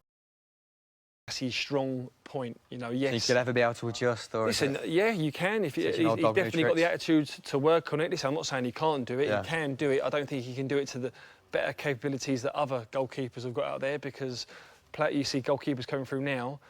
They can play with their feet more than they're better with their hands. It's a big difference with the modern day goalkeepers, isn't it? And the goalkeepers. Well, they're used now they have to be a sweeper now. You know, the way that they start and build up attacks. You know, it's not just about coming out, claiming a cross and keeping the goal safe and keeping clean sheets. You know, it's about being on the attack in front as well. So. Chance for Spurs again. Ericsson. Square it. Out to Trippier. Big chance for... Tottenham can't seem to hit the back of the net. Oh, trips. Trippier. Oh, Ericsson. Dave Jackson puts it over. All Spurs. It is all Spurs at the minute. But they can't seem to score, Steve. Frustrating for me. No. I'm quite enjoying it, Steve. I don't know about you. No, I'm enjoying the game. I mean, it's a good response from Spurs. You know, Fulham down the other end, literally, a minute, 2 minutes ago, having a chance, and Spurs straight down the other end and having 3 or 4 half chances. So this is a side that averaged 60% possession last season, Fulham, and it's nice to see them do this side of the game as well. You kind of, if you're a fan, I know it's probably a little bit tense, but maybe quite buoyed by the fact that they are getting down and dirty, really. Yeah, I mean, on the whole, it looks like it's a bit disjointed, but they're throwing bodies on the line for the cause. But how long can they keep this up? That is the question, because Spurs surely can't keep knocking on the door and having no answers at the moment. Yeah, we are approaching half-time. 42 minutes gone, a lot of the games. Quick update from around the grounds. Everton 2-0 up. Great start from Everton. Theo Walcott and Richarlison with the goals there. Leicester against the run of players, Dave Jackson said. 1-0 up against Wolves. Matt Doherty with the own goal. Tottenham Fulham, our feature game, still 0-0. West Ham 1-0 up at Bournemouth. Marco Arnautovic. And the early result today, Cardiff 0, Newcastle 0. First point for both sides. Kennedy missing a 96th minute penalty. Hopefully the best is yet to come. That could have been a massive 3 points as well for Newcastle. Yeah. Well, I think they're the games that you're thinking you want to take the points off of teams that are probably going to be close to you around that back end of the season. It looks like they're going to be down the bottom part. So if they could have got the 3 points off them today, then it's a huge win for them. I think, fortunately for Newcastle, there's teams that have as much talent as them that could go down, but Rafa Benitez, the job he's done at that club, for them to keep them competitive, despite that squad, like, the line is being led by Joselu, who's never scored double digits in his career, all due respect to him. Like, at various points, it's like a proper cart horse, doesn't it? And, like, yet Oh, what a goal! What What a Steve finish! Sidwell, talk us through a player that I called before the game to have a big season. Lucas Moura, as I said, gets his first Premier League goal. What a goal, Talk us through it, Steve. He's had chances. He's been involved in a lot of their attacking play so far this half. But you've got to say, he's guided that ball into the back of the net. Good build-up play again down the right-hand side. Ericsson break into the box, comes out to the edge of the box, clearance. and he just left foot around it and curls it beautifully. What's the defender doing there, Steve? I suppose he's not really got much. He's just he's used the bodies there of the defenders of the Fulham defenders and just guided it round them all into the far corner. Keeper's got no chance, absolutely no chance. I'm just pleased because on so many live streams I've said Lucas Moura's going to have a big season for Tottenham, a big season. He was so exciting in pre-season and towards the back end of last season. And I think he offers Tottenham something completely different to the other players. And he's got pace and he runs at players. And the other three that we usually play in that position, the Allis, the Ericssons, are good on the ball, but we haven't really got a player with that pace. Do you know what I mean? So it'd be great to see. Great to see him get his first Premier League goal. And also, Trippier again. Great play from Trippier down the right. Yeah, as we've highlighted this whole first half, that all the players come down the right-hand side.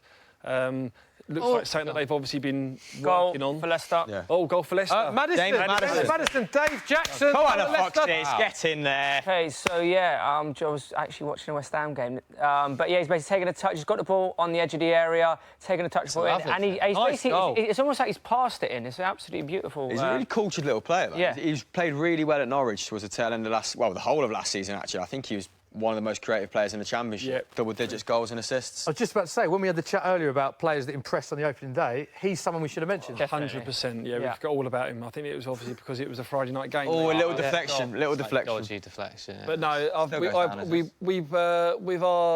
was at Brighton, we had a warm-up game against Norwich in pre-season, and he bossed it. I know it's a pre-season game, but he stood out, and you could really see he's got the quality to step up into the Premier League, and he's done that. He's scored today. He's played very well up at Old Trafford. Yeah. And he's got a Chris Hamill-like hairline as well. Yeah. A lot of products. Extremely good-looking chap.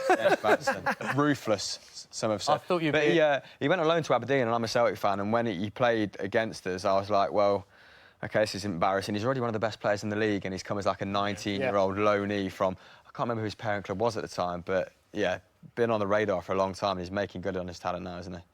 Oh, another players. We should be watching this game anyway. What's going on? With all the bit of negativity we're saying about how we think Cardiff will struggle, talking about players that have done well in the first few games, Neil Etheridge, only the second goalkeeper to save a penalty in both of his first two Premier League appearances ever after Eric Torsfeld. I mean, I know that the odds are against Cardiff. Yeah. He's done no harm. Well, I mean, I was with Neil at Fulham. He was at Fulham when I was there a few years back. I think he probably made a handful of appearances, but wasn't going to get in front of the likes of Mark Schwarzer, Stecklenburg, David Stockdale. So he was always one to watch for the future. He's gone elsewhere, plied his trade, done very well. Done well at Cardiff last year, obviously in the Championship, and then got off to a stormer in the Premier League. Yeah. So, yeah, fair play to him. Good to see.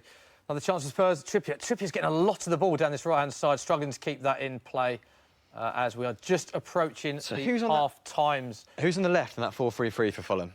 Because around the Premier League. Whoever it is clearly not helping the full-back out. Yeah, the Spurs are getting a lot of joy down the right-hand side, that is for certain. Lucas Moura and Kieran Trippier seeing a lot of the ball. Seri, maybe? Seri's much more attack-minded than anything else. His defensive output wasn't great. Now, half-time in the West Ham game. Yep. So it's 1-0 West Ham in that one. I think the half-time whistles are just about to go in the other two games, actually. Oh, and it's now half-time in Everton, Southampton, and Leicester Wolves still playing, but there can only be about 30 seconds left. Everton There's very a chance to Wolves. Oh, he skied it. There was a chance Oh. for Wolves at the end there, and he's not made the most of it, really, Costa. Everton been the most impressive of all the teams so far, Dave? Yeah, I think they didn't start particularly well, but then once they got the goal, they've basically been kind of like the only team in it, really. West Ham have actually played well. Bournemouth haven't really had much of a sniff, although they did have a chance, like about the 40th minute mark, when the ball was kind of looped in, and then the attacker, he's just basically left it. He, instead of actually attacking the ball, he's kind of tried to let the ball hit him. And it is half-time in our feature game as well at Wembley Stadium. Tottenham Hotspur lead Fulham 1-0. Steve, very disappointing half for Fulham. That they're fortunate to be going in at 1-0 down, aren't they? Yeah, I think they'll be happy to go in at 1-0 down. It could have been... Poch isn't happy. No. Not happy. Very rare to see Poch that animated, actually. Harry Kane penalty, maybe? Is he complaining about the penalty, do you think, in that instance? It's very, very rare to see Poch that animated at half-time. Not much else has happened, still has it? going on Really? about it.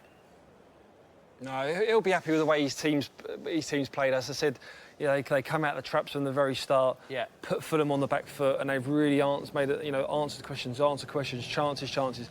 And it was only going to be a matter of time before there was a goal. But what a goal it was! Great finish to break the deadlock. Yeah. But the Poch is definitely not happy. He's still going way down the tunnel. Still talking to Anthony Taylor, the ref, all the way down the tunnel, very animated, not happy. I can only assume it's about that penalty incident. But Spurs do find themselves 1-0 up. Yeah. And it's now half-time in the other game, so Leicester-Wolves 2-0 to Leicester. These are the scenes at Everton. Everton, as Dave Jackson quite rightly said, very comfortable against Southampton. Richarlison with a goal, Theo Walcott with a goal and an assist. They lead Southampton 2-0. Very comfortable for them. The other games, half-times around the games now. Leicester City, 2-0 they lead. Wolves started very well, hit the bar or the post, I think 2 or 3 occasions, but Leicester find themselves 2-0 up. Matt Doherty with an own goal and James Maddison.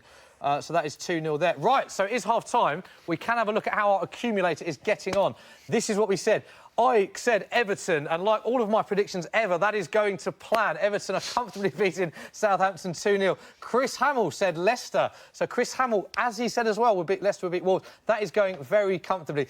Dave Jackson, as we thought, who's gone for Fulham against Spurs. Well, there's still another 45 minutes in there. There's still another 45 minutes. Spurs lead 1-0.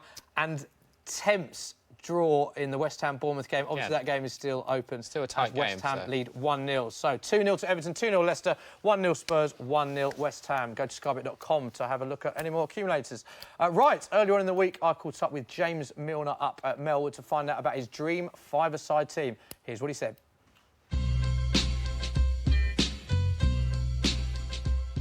James, we're going to pick your dream five-a-side team based on all the players you've played with in your career. Now, I've been doing my research. This is going to be pretty tough, isn't it? Yeah, you're not wrong. I think 5's probably not enough, but I'm going to upset a few people, I'm sure. There'll be plenty who probably should be in there and aren't. And, probably to keep the morale in the dressing room, I'll probably have to leave out my current teammates as well, because I don't want to upset anyone, so I might do it from players before. OK, so just to confirm that, you're leaving the current players out because you don't want to upset them? Yeah, of course, yeah. Well, it's tough, innit? Obviously, we've got the most expensive defender in the world, the most expensive keeper in the world, and people like that, so I don't want to be causing rifts in the dressing room. OK, so dream five-a-side before this current Liverpool squad? Yes. Formation, what are you going for? A GK, a defender, a midfielder and 2 strikers. It's all about scoring goals. Yeah, it's all about scoring goals, isn't it? OK, it's your team, I'm not going to argue with you. Yeah. Goalkeeper, who'd you go for? Goalkeeper will probably be Joe Hart. Amazing friend of mine, top person I have in the dressing room and a top keeper. I think anyone's careers, you have ups and downs, and he's unfortunately had a tough few years, but I think no one can doubt his quality, and you've seen it time and time again. One game that stands out for me was, I think it was Dortmund against the current manager side, and we literally could have lost that game 8-0 very comfortably, and he just kept us in it. It was ridiculous, and I think we nicked it with a penalty at the end, so that game stands out for me, but definitely Joe Hart in goal. And he's a good mate of yours, as you said earlier. Do you still keep in touch with him? Yeah, of course, yeah. I've seen him the other day as well, so it's nice to have him a bit closer to home again now, so I can see him a bit more, but obviously speak to him a lot. And sounds like you miss him. Yeah, I mean, when you spend that much time with people, like obviously when I was at City for 5 years and at England, you spend every single day with these people, and that's one thing at football, you probably don't realising how tough it is. You spend so much time with these guys, and then one day a transfer goes through and you leave. Danny Ings is another one, went the other day, and you spend a lot of time with these guys, and you feel close, and obviously it changes and you hardly see them, or you see them on TV, so that's part of the game. But like you say, to be successful as a team, you need that team spirit, and you need to have those friendships, and when things are tough for you as individuals and as a team, you need to know that your teammates are around you. Yeah, defender, you're only picking one defender, so there's a lot for this defender to do in this team. A lot of work. I've been thinking about this. There's so many names to go through. I think, I think Rio Ferdinand's in there. Ashley Cole was always a nightmare to play against and great to play with. So much quality going forward and defensively. Vinny Company, top defender. I'm going to go from someone who I played with right at the start of my career and go with Jonathan Woodgate. OK. you know, probably had a few injury problems, which people didn't realise how good he was. But playing with him, read the game amazingly well. Good footballer. Obviously went to Madrid as well, so it shows how good they thought he was. And off the field as well, really funny guy, and another great one to have in the dressing room. So any examples of? Probably not that I can repeat on camera. So I've got to be careful. Everyone says that about Woodgate. He was the joker. Yeah, brilliant to have around. So, you know, even if we don't win the five-a-side game with Harty and Woody, it's not going to be a dull dressing room. Fair enough.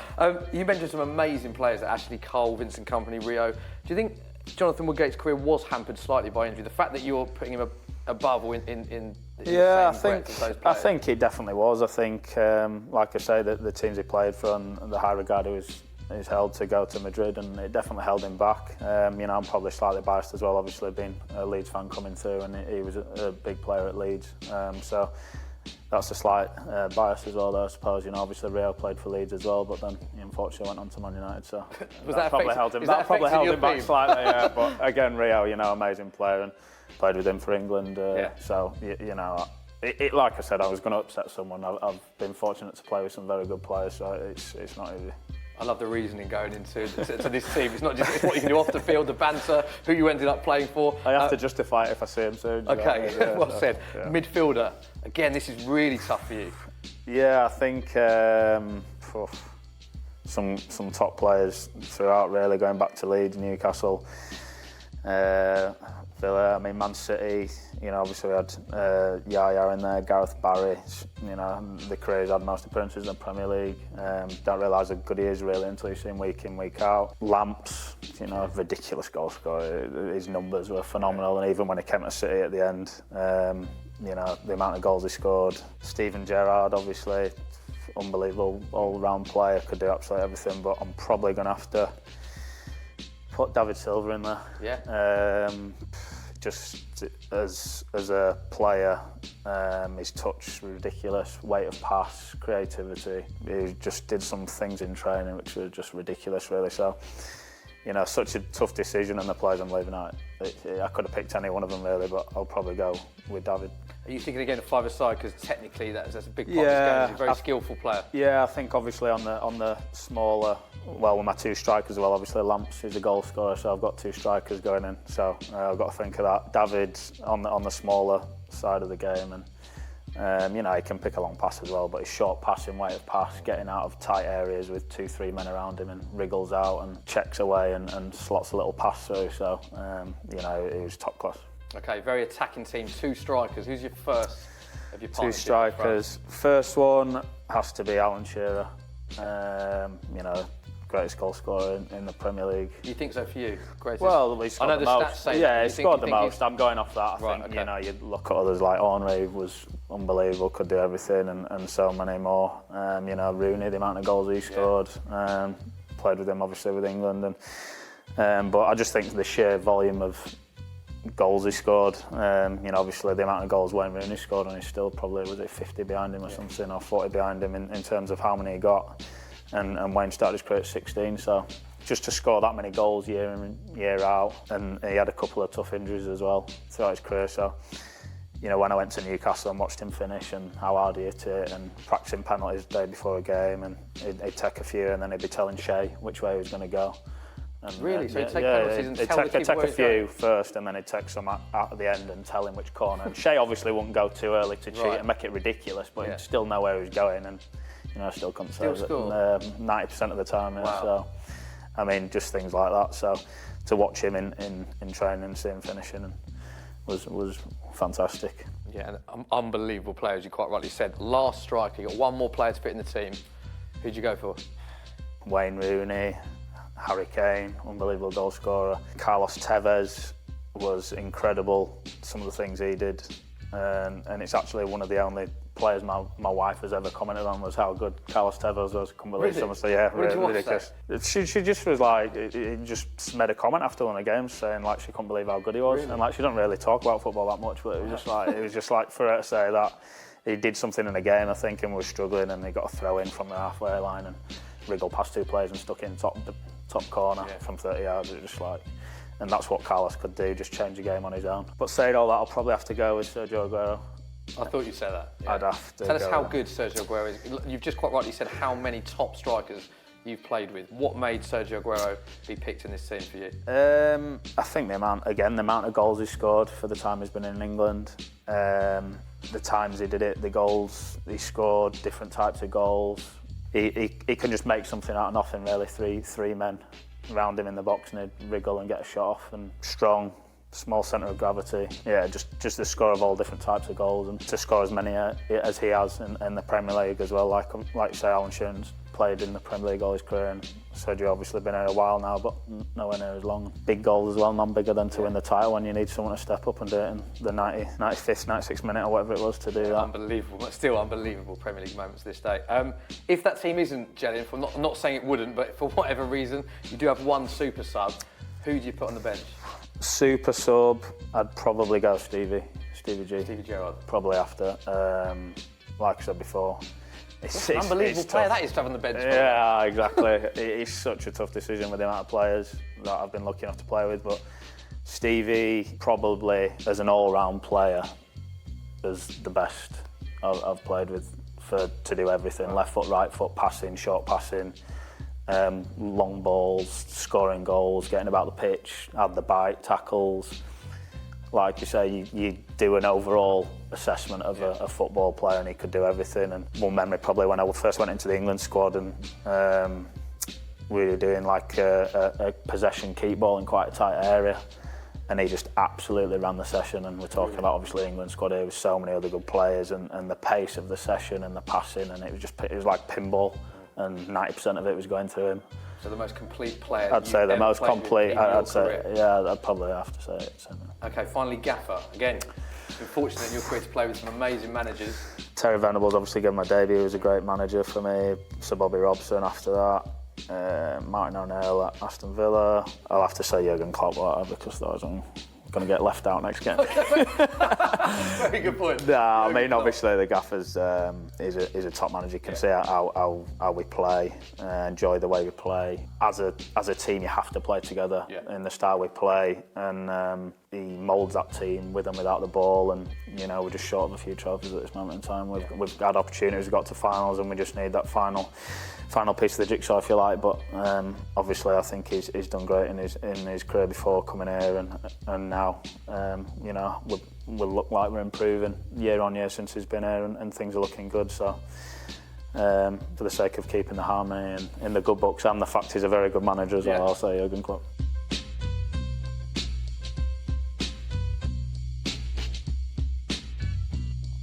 Top man James Milner has some team as well. Interesting, dream five-a-side based on all players he's played within his career. He played with Steve Sidwell in his career, didn't pick you? He did now. Must be way down the pecking On the blow-up. on the subs bench. Tweet him now. Some team, though, isn't it? I'm player coach, manager. Let's talk James Milner. Stats against West Ham, I think he covered the most distance, had the most touches, man of the match, got an assist. Do you think he's underrated as a player, James Milner? I don't think he's underrated because you look at the clubs that he's been at. So he's Leeds, Newcastle, Aston Villa, Man City, Liverpool. Yeah. England internationals. Biggest clubs in England, you know, arguably there. So, and every one of them could say that they've had their money's worth out of him because he gives absolutely everything. Assists, goals, his work ethic, how he conducts himself on the pitch, off the pitch. He's an all-round model pro. Stuff that he's doing off the pitch now for charity stuff as well, his foundation. I mean, the list goes on and on and on. I mean, he'll be on the old honours list. Yeah. What is he like? You say off the pitch. What is he like as a... Yeah, I mean, at Villa, he's pretty quiet. I mean, back then he was so focused and dedicated to giving everything to his profession of being a professional football player. Wasn't really one to socialise outside, but I think, you know, he's come to terms with that now when he's doing that a bit more. But, I mean, as a player, once you get a one-on-one with him or you're in his company, he's a great lad. I mean, the boring James Milner, I think it was there, but, you know, it's been blown out of proportion. Yeah. He sort of takes kind heart fun to it as well. So He's like he's got a very dry sense of humour. Exactly that. I think there's elements of his game that have been undervalued. I think for all that new talent that was on the field against West Ham, James Milner was still man of the match for me. I think completed the most passes, what was it, over 100 passes. And I think his flexibility as well, his tactical flexibility. The guy left wing, left back, centre mid, CDM, just He's a manager's dream. He is an absolute manager's and I've dream. heard that he smashes the bleep test every single year. That doesn't surprise me. Navigator apparently was blowing. This is a guy who's covered the most ground in the Bundesliga last campaign. Safe. And James Milner still going beep, beep, beep. No, Right, we can go around the grounds because our games are about to get underway for the second half. Just looking at picture now, there is Pochettino. Very angry Pochettino in half-time. Spurs, of course, 1-0 up at Wembley Stadium, but he wasn't happy with referee after a few decisions. Felt the Spurs should have had a penalty. But he looks like he's calmed down. There is Ryan Sessegnon. Fulham will want a big half from him if they're to get back into this game. Only 1-0 down, to be fair. It's not. Spurs had 12 shots in the first half, but only 2 of them on target, which was the same as Fulham, who also had 2 on target, although Spurs had 60% possession. Look at the size of Adama Traore coming up. There is Adama Traore. Wow. That will be I believe that will be him making his debut for Wolves. Wolves have got a lot to do as they are 2-0 down, although they did start very well that game, according to Dave Jackson. Big half here for Adama Traore for Wolves. Lots to do in this game. I've seen smaller garages. Look at the size of him. The lad that Brighton played, I think, Borough last year in the FA Cup, and he played, and the lad come back from it, and they just said he is an absolute machine. Really? Machine. Well, even under Tony Pulis, not the most attack-minded manager, let's say, he was still completing about 9.5 dribbles a game last campaign, which is twice that of Neymar in League 1, Smithy. He does love a dribble. I can understand it from watching him play. He does love that, doesn't he? Head down, running at play. Yeah. Interesting to see how he gets on in the Premier League. Dave Jackson, all our games underway? Yes, they are now. West Ham are going to have to make a sub. Masuka looks like he's going to be coming off. I think he's got a bit of a groin strain. There was a chance for Bournemouth straight after kickoff. Fraser probably should have scored, to be honest. He's also the fellow who missed the chance in the first half that I forgot who it was. But, yeah. So a bit of a lively start. And Wolves on the attack in the other game.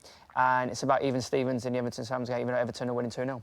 OK, yeah. Let's go straight to social media. I want to get you guys' comments. Yes. Just remind the viewers how they can get in touch with the show, Temps. All you have to do is tweet at Football Daily with the hashtag #TheFootballSocial, or leave your comment in the live chat, and if they're great, we'll read them out. I've actually got a really good one, which I'm interested to know the answer to as well. It's from Coco. It's to you, Sidwell. Oh. Obviously, you started your career at Arsenal. Yes. So as a youth player, what did you learn under Arsene Wenger? We was there when he first come to the club, so he was obviously the first one to bring in the diets and the nutrition, the suppleness, the yoga. So you can imagine us youth team players, we was looking out the windows to see Martin Keown sort of like doing this behind it, and we was absolutely cracking up there. But he was the one who brought that new trend, I think, of breaking the mould of Arsenal, of boring 1-0 Arsenal to playing free-flowing football. But I mean, under Arsene Wenger, Fulham were in it. Under Arsene Wenger, I think it was just that philosophy is just to go out and express yourself. Oh, Mitchell! Mitchell just hit the post. Great effort from outside the area. Tom Kearney with the follow-up, this game very brightly, Steve. Mitrovic with a big chance there. Yeah, they've started well. Oh, man. Why didn't that fly in? Before, but it's... Again, applying the pressure on Tottenham, fell to Mitrovic there, half a yard. Always, did it go through the defender's legs? Always lucky boy. Gets the keeper, doesn't it? It's gone through the Tottenham's legs, I think it was. Yeah. It smashed off the post. Good start for Fulham, though. Just what they wanted. That's what the manager would have said to them. Scotty Parker would have been going around the dressing room into individuals saying, look, let's start strong, put Spurs on the back foot and get a stamp on this game. Oh, great. I've heard Scotty Parker talking about him. That's a big part of his game, is sort of man management, even as a player. Because I remember listening to Carlton Cole off the back of a West Ham game. I can't remember the game, but he said that Scotty Parker, in one game, when they were facing relegation, the manager gave Scotty Parker the half-time team talk, and I remember Carlton Cole saying he was almost in tears at how powerful he was at talking and getting his message across. Yeah. Stick him in Parliament. Yeah. Who was Carlton Cole was almost in tears. How powerful. I think that says more about where Carlton Cole was at that time than... Well, I mean, you know him, is that... Yeah, that is Scotty down to a T. Very passionate, wears his heart on his sleeve. Comes out Dele Alli. Wow. Safe. If that volley goes anywhere else, that's a goal. Straight down the goalkeeper. But that didn't surprise you, but that story doesn't surprise you. No, not at all. I mean, as you say, you can see how Scotty is as a player, the way he plays, his tenacity, and that he's getting around the pitch and putting people on their backside and breaking up play and getting forward. But, you know, as a person, that's what he brings, you know, as a player when you're around him, you know, his leadership qualities. And obviously now going on the other side of the fence and going into coaching and hopefully management, you know, that will come to the front. So he's done that throughout his career on the pitch as a player. He'll take that with ease to do it as a coach, and he'll definitely would have done that at half-time in this game, for instance. What sort of manager do you think he'll be? Because you've played with a wide variety of managers. Yeah. From, you know, Pulis and O'Neill at one end. Yeah. So you got Steve Coppell and. Yeah. I think he's one of them. He will just as long as players give their all and show that they're trying and the effort is there, he'll never knock that. So I think as soon as I don't think he'll be able to accept players that don't try or give up. Right. You know, if he sees that was something he could never do. That's it. Yeah. I think if you don't get it wrong, nowadays you've got to manage players and manage egos, and if you can manage that and massage that off the pitch, then great. But as soon as they step on that white line, they have to be 100% dedicated to the cause, and if they're not, that's when I think it will come into loggerheads with him. Another chance for Spurs. Hamill, Dele Alli, good save, or should he have done more? What were your thoughts on that chance Spurs had? I think he just made a nice, clean connection. A bit of a snapshot, wasn't it? Had to kind of take it as being closed down. Good chance. Fulham, look, they've got the structure's a little bit better at the start of this second half. Putting together a couple of passes now. This is the kind of Fulham we maybe expected to see at the start of the first half. A little less ragged now, but hopefully they can make a game of it, mate. Because I'd quite like to see you suffer. OK, that doesn't surprise me with Chris Hamill. Ryan Sessegnon, next goal scorer, you can get 16-1. Bear in mind, they've started quite strong in this half for them. That is with Sky Bet, 16-1 to a player that was absolutely prolific in the Championship last season. Full terms and conditions apply. And, of course, you have to be 18+. For more information, go to skybet.com. Dave, let's get a round-up from the other 3 games. What's been going on in the second half, mate? There's not much. They don't really need proper chances since you last came to me. Wolves are playing the better football, but obviously they're 2-0 down, so they need to get one soon. Everton, I think they're basically just managing the game. They've got the 2-goal lead. They're not doing anything more than what they should be doing. Southampton have to get the next goal in that game. Our this is going to end, maybe even 3-0 or something. And in the West Ham Bournemouth game, West Ham probably just about on top. Again, Bournemouth need to get one back very soon. I could see that going 2, maybe 3 to West Ham. Thanks so much, Temps. Update on social media. What have you got for us? Social. We've got a lot of questions coming in about Mo Salah. They're silly questions, to be honest with you, because everyone keeps asking. It is a silly question. Do you think Mo Salah is a one-season wonder? Mad. Do you think he can replicate this season? Obviously, he can. Asking that question? I know, yeah, but a lot of people are asking it, so I'll throw it over to you guys. I'm not sure. I mean, I don't think he's going to... Oh, come on, Steve. I don't think he's going to have a shot. Get it! Mitrovic! Why is everyone celebrating? Mitchell's on fire! Your defence is terrifying! Mitchell's on fire!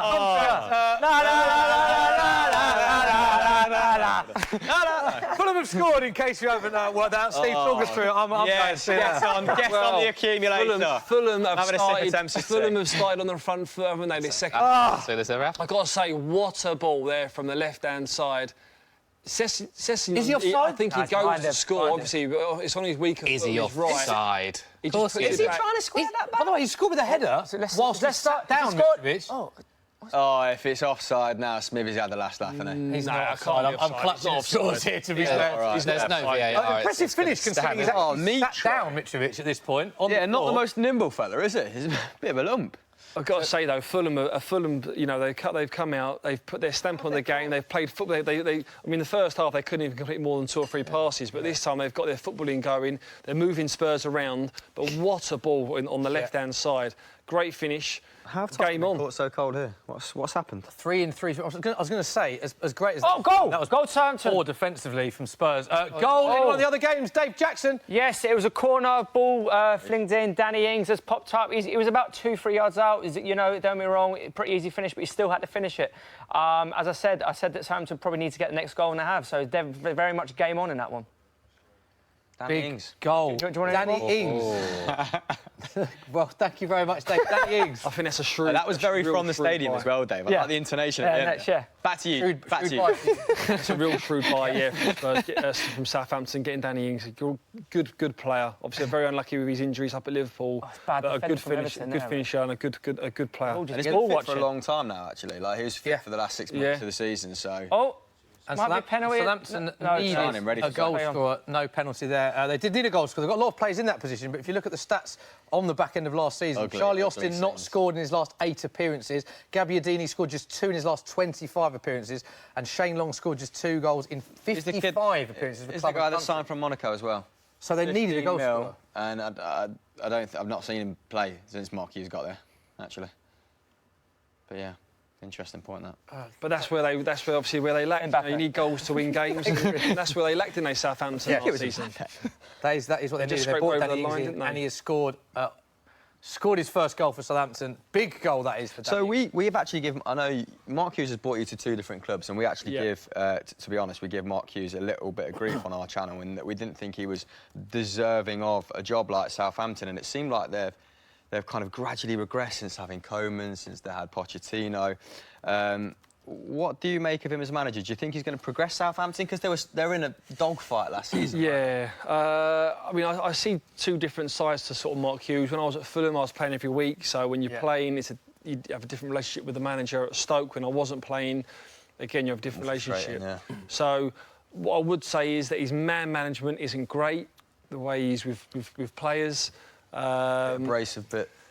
Doesn't like confrontation, believe it or not. I mean, it's quite surprising when you actually think of the player that he was, his aggression on the pitch. When you actually sit down with him one-on-one across his desk, he can sense he feels a bit uncomfortable with that. Okay. That is surprising. Yeah, so, I mean, I won't be the first player to say the opposite to Pulis, then, headbutting people naked in the shower. Well, yeah, that was the rumours, wasn't it, and the stuff that come out, so yeah. But, I mean, in terms of what he gets, in terms of what he gets out of players on the pitch, for him, he's got a great team around him. He's got Mark Bowen and Eddie Niedzecki, his first-team coaches that go with him everywhere. And it's more of a good cop, bad cop with them. So they all know their roles, they all play off each other. In terms of what he can do to Southampton, I think he was the right man to go in. He had Premier League experience and try and keep him afloat last year, which they've done. Now it's a chance of... This is his last chance saloon of really sort of being at a club. Because he's had his time, he's had his chances. He was on that merry-go-round of same managers. Yeah, interesting you said that. 6th different side he's managed in the Premier League. Only Sam Allardyce in Premier League history has managed more clubs, 7. So quite right what you say.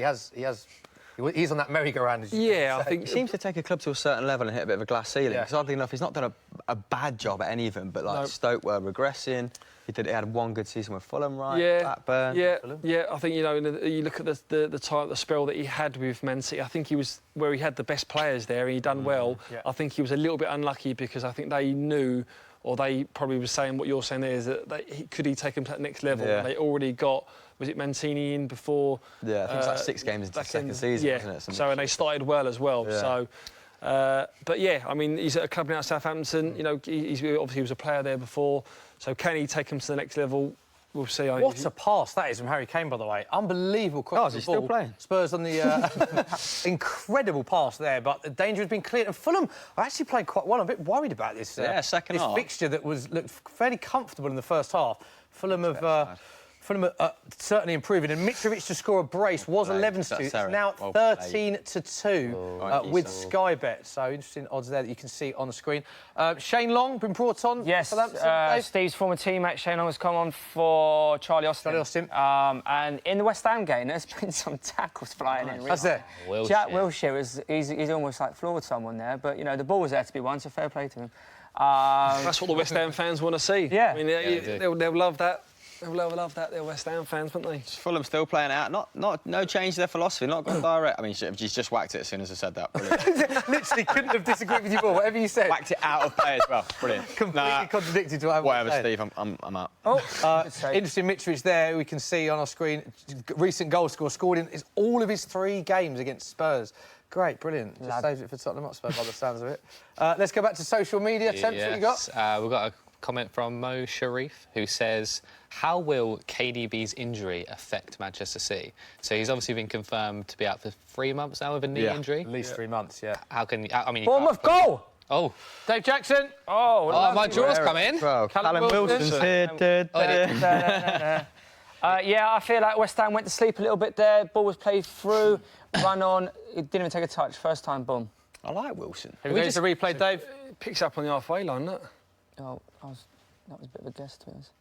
skips past West Ham. Oh, he's done really well. Oh, it's a great finish.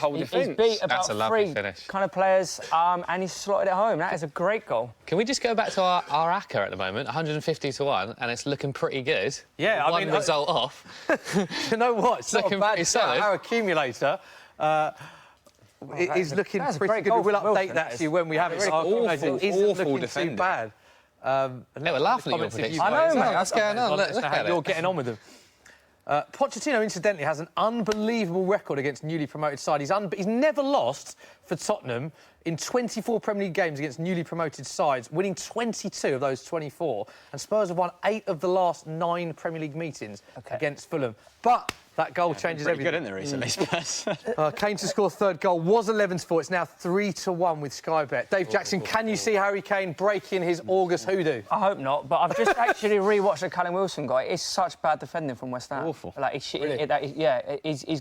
like, they've gone past 3-4 plays. The Callum Wilson's done very, very well, but the defending is pretty horrendous. And there's almost like a sliding tackle at the end from Zabaleta, which is he's just thought, oh, why not? And he's got absolutely nowhere near him.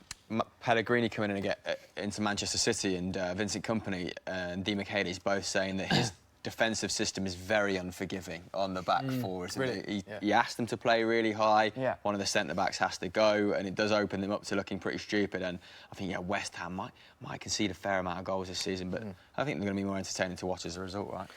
Well, they conceded 4 against Liverpool in the opening day, so...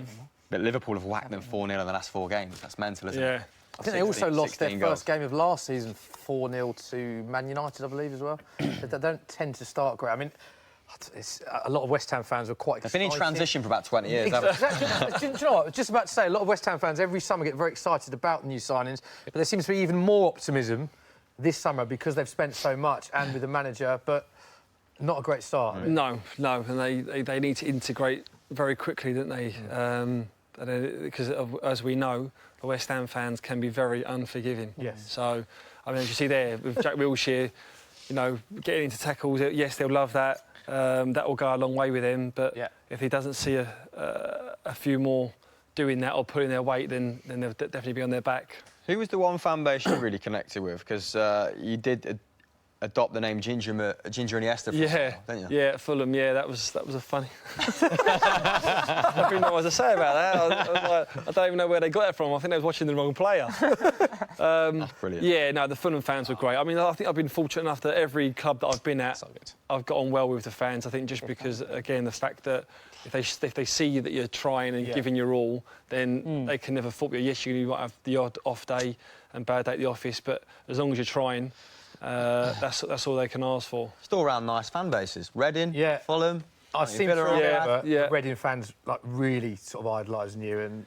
I think obviously at that time then with the football club it was it was the peak, wasn't it? There it was the good times, what we done there and what we achieved. So I think that team in general will always be held in high regard. What happened to Seal? Yeah, one of my favourite players of that period. Yeah. Obviously, and yourself. No, but in that team. Did he go to Fulham? Did he go to long-range howitzer on him? Yeah, no, he was a good player, but he was one of them players that if he got a knock or if someone put him on his backside, then he wouldn't get up and advance it. Yeah, and away from home as well. Fulham playing well this second half, and I think Spurs are going to make a substitution. It looked like Moussa Dembele was getting warmed up. Again, another player linked with an exit from Spurs this summer. Luckily, we've managed to keep hold of him, but obviously the transfer window is still open in the foreign league, so it'll be interesting to see if he manages to stay at Spurs. It looks like Davinson Sanchez is coming off, Moussa Dembele going off, so change of formation. Spurs go to 2 at the back. Looks like they're going to push forward Dyer and Dembele sitting. Maybe Dembele plays that box-to-box role. Spurs going for more offensive... Should you go for a little, what's that, 4-2-3-1 maybe? We need another goal. Yeah, he'll play 4-2-3-1, I would have thought, with Dyer and Dembele sitting, but Dembele doing a sort of box-to-box role. I've got to say, what a player he is as well. Moussa Dembele. I was with him at Fulham, and I remember my first training session thinking, wow, who is this? I've never heard of him before. See some of his goals at AZ Alkmaar, where he come from beforehand, and he was phenomenal. He was brilliant at Fulham. The Spurs fans, they really like him, don't they, the Spurs fans? He is loved at Spurs. He's only, I'd say, negative about him is that he doesn't score enough goals. Yeah. That's the only thing, because I think his all-round play is brilliant. We do a Soccer M teammates feature, as you're aware. Last season alone, Harry Winks, Harry Kane, Victor Wanyama, Dele Alli. Oh, goal! There's a Bournemouth! football question. Yeah. All of them. Oh, Bournemouth. A goal at Bournemouth, Dave Jackson. Yes, I Good. believe it was Cook. I think it was such a cheap free kick for West Ham to give away. He's brought the player down, and again, just ball into the box, head up, 2-1 to Bournemouth. But both of Bournemouth goals have been shambolic defending from West Ham's point of view. They're both completely preventable. Oh, yeah. That is terrible. West Ham are going to struggle if they can't contain this Bournemouth side. No disrespect to Eddie Howe's men. How's I mean, he a got little it bit. there? That's like a free head in the 6-yard It is a box. poor goal for Terrible. West Ham to concede. Meanwhile, corner to Spurs, whipped in. Harry Kane, half chance behind him. Here is Moussa Dembele on the ball. Go on then, Ben. Spurs need to create something Oh. here. Vertonghen with another... Vertonghen with a Vertonghen, swing and a I miss. did like Jan Vertonghen, his tweet after last week saying the race for the golden boot is on after just one goal for Spurs in about 3 years, which was quite nice. So going back to Moussa Dembele, you were saying his one weakness is goal scoring, but other than that... I mean, phenomenal player. I think he's not many players that can do this, is that when they get the ball and they just stand up to an opposition and knowing... flat. Dele Alli! Got scored. Oh, Line, Dele. Another one off the line. The follow-up shot. Yeah, I think he's interesting enough. I think he's got the best dribble completion percentage in Europe because he's just got people just bounce off him. That was. He shifts one way, he drops the shoulder. And goes I think it's off. I think it's a red card. Red card for Vardy. Jackson, talk us through it. It was a ridiculous. Well, on first viewing, it was that a ridiculous JV? challenge. Yeah, Jamie Vardy's been sent off. I don't know like the Wolves player was, but he's just flung himself at the ball with both feet. I believe I'd have to watch it again. There we go. I think the ball's kind of just nipped past him. He's tried to obviously win it back. Oh, this is silly. And he's that's a bad silly. tackle. It's a nasty challenge. It's a proper Joe Tomlinson follow-through, that is. That's wow, bad. That's wow, him that kind of could- like just below his kneecap. And, wow. He's there's another goal at Everton. He's won the ball. There's no Goal, Phil Walcott again. follow through like that. Or maybe it's offside. I'm not sure he's offside. Yeah, offside. Walcott's having a great game, a goal He and is. an assist, Dave, and another goal that's just been flagged offside, and a fantastic new haircut. It's all going well for him. He's absolutely loving life. Phil Walcott is living his best life. Meanwhile, great chance for Mitrovic, Steve Sidwell. Big chance for Fulham, this. Oh, it's happening. I mean, that's the everywhere, replay of the Dele Alli incident, but there was a big chance for Mitrovic beforehand. Big chance for Fulham. Mitrovic could have made it 2-1. Fulham, it is all going on. So, Dave, just remind us of the two incidents in your games. Yes. Red card and a disallowed Yes, goal. there's a red card for Jamie Vardy. I believe Wolves can get one back now. Playing against 10 men, they can definitely get something out of this game.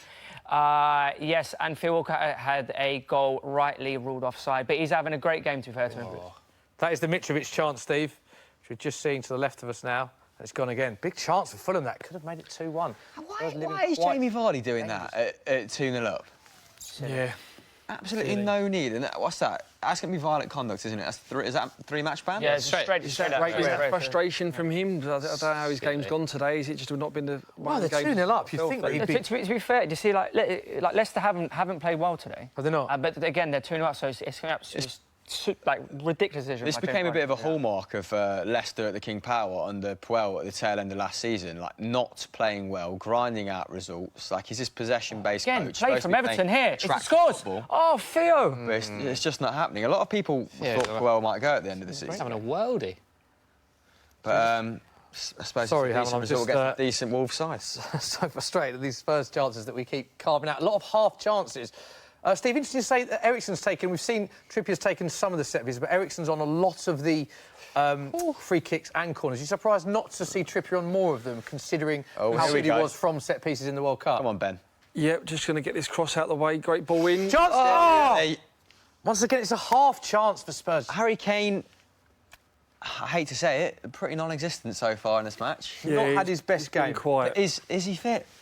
Probably not. Probably not. I certainly don't think he's... Rest him then. fully Why is he fit playing him? Why did he stop I don't last make the week? decisions, Chris. I'm not the Spurs manager. Well... Say that. Surprised not to see Bloody Trippier on more of the set pieces. Yeah, yes and no. I mean, yes, he scored a great goal in the World Cup and put great deliveries in, but Eriksen on the dead ball situation is fantastic. I mean, the amount of assists and dangerous crosses and set pieces that he put in last season was there to see. So It's nice to have that luxury that if he is having an off day, then he can put trips on it. So Yeah, good problem to have. Get Vincent Janssen on. Yeah.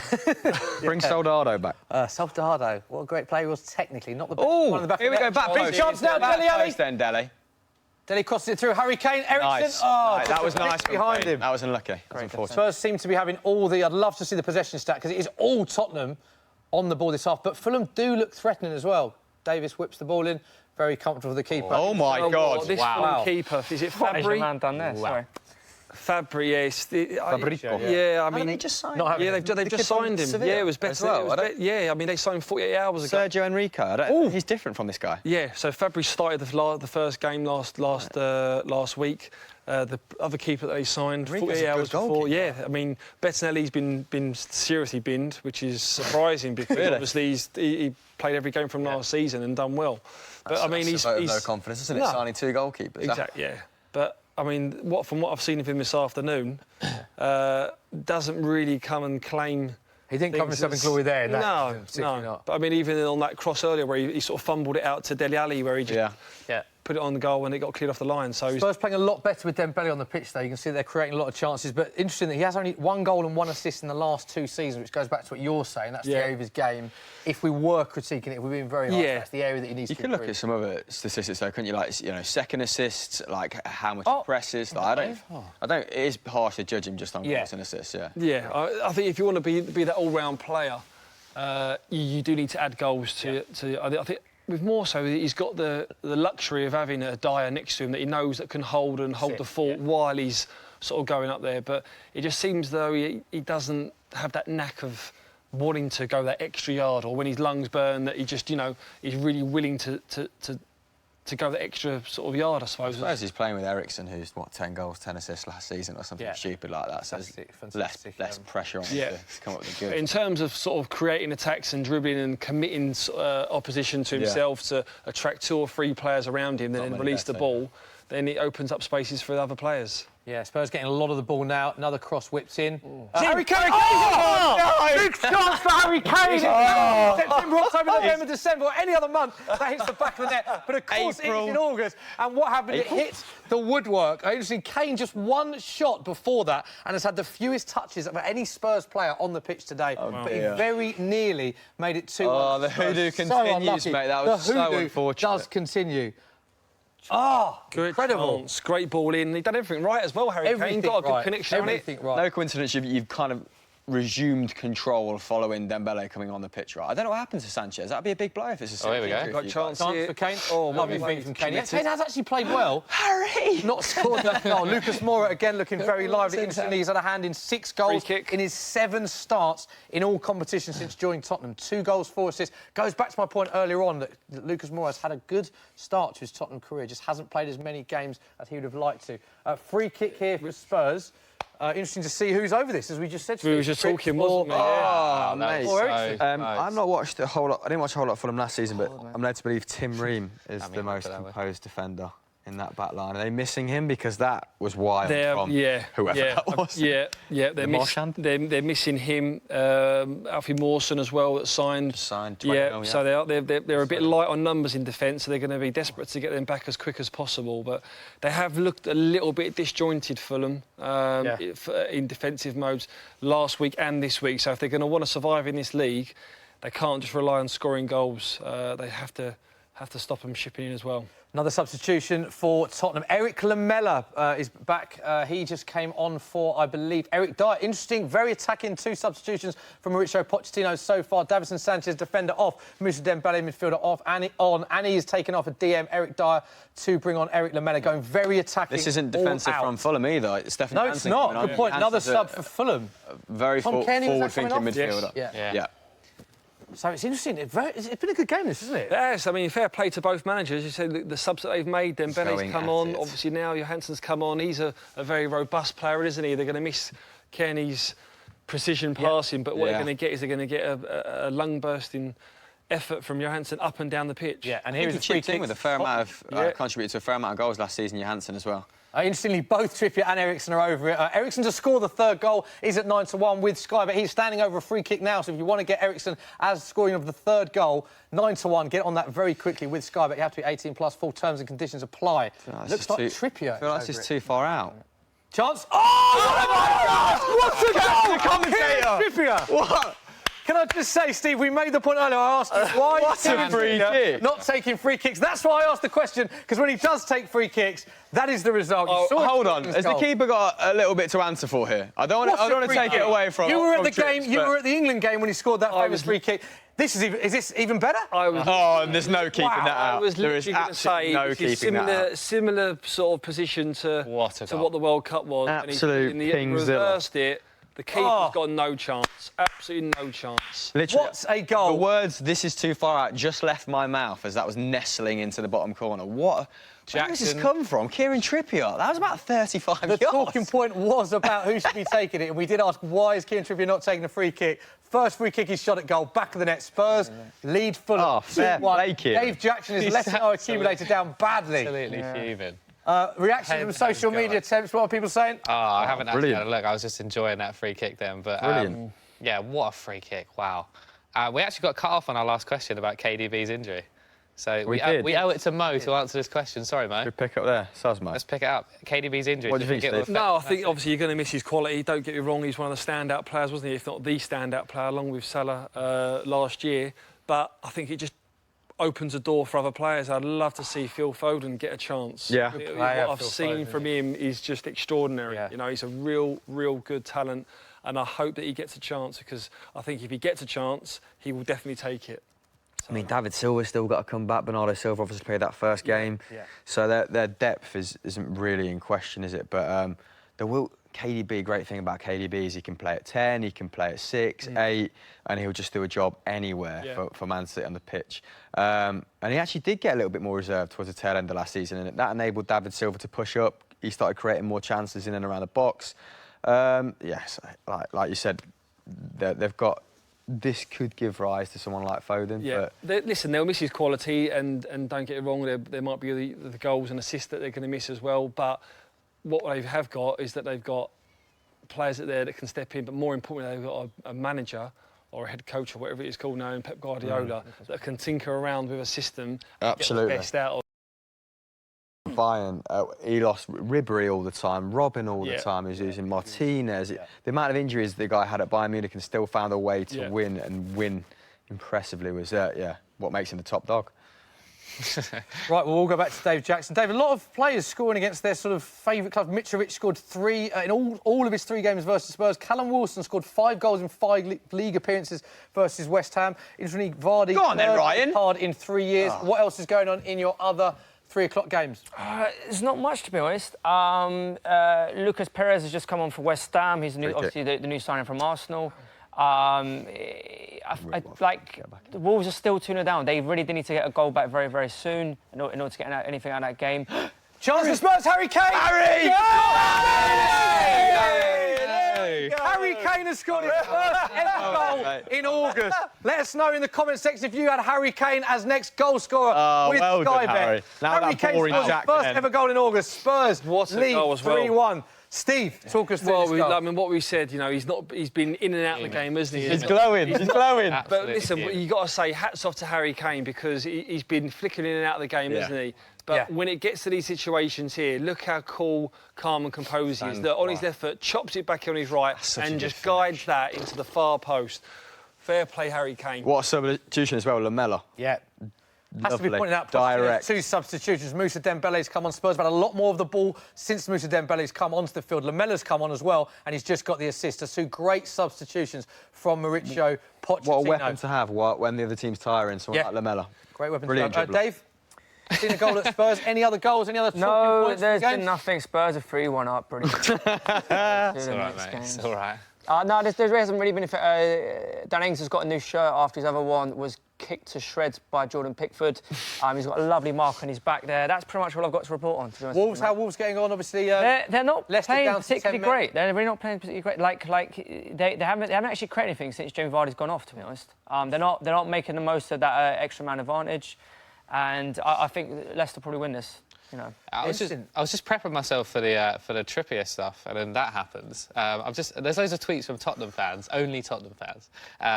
Trippier could be the new Bale, absolutely superb, is what one Tottenham fan said. A lot of people comparing him to Bale. What do you think about that? Wow. Any similarities at all? Strange comparison. Yeah, I think so as well. Yeah, Do they mean in terms of how Spurs big he can be as a player, or the way that he plays? I don't know. I might have to tweet him to ask. In that, I think probably that he's scoring goals from right back. Should he be moved further up the pitch? Yeah, maybe.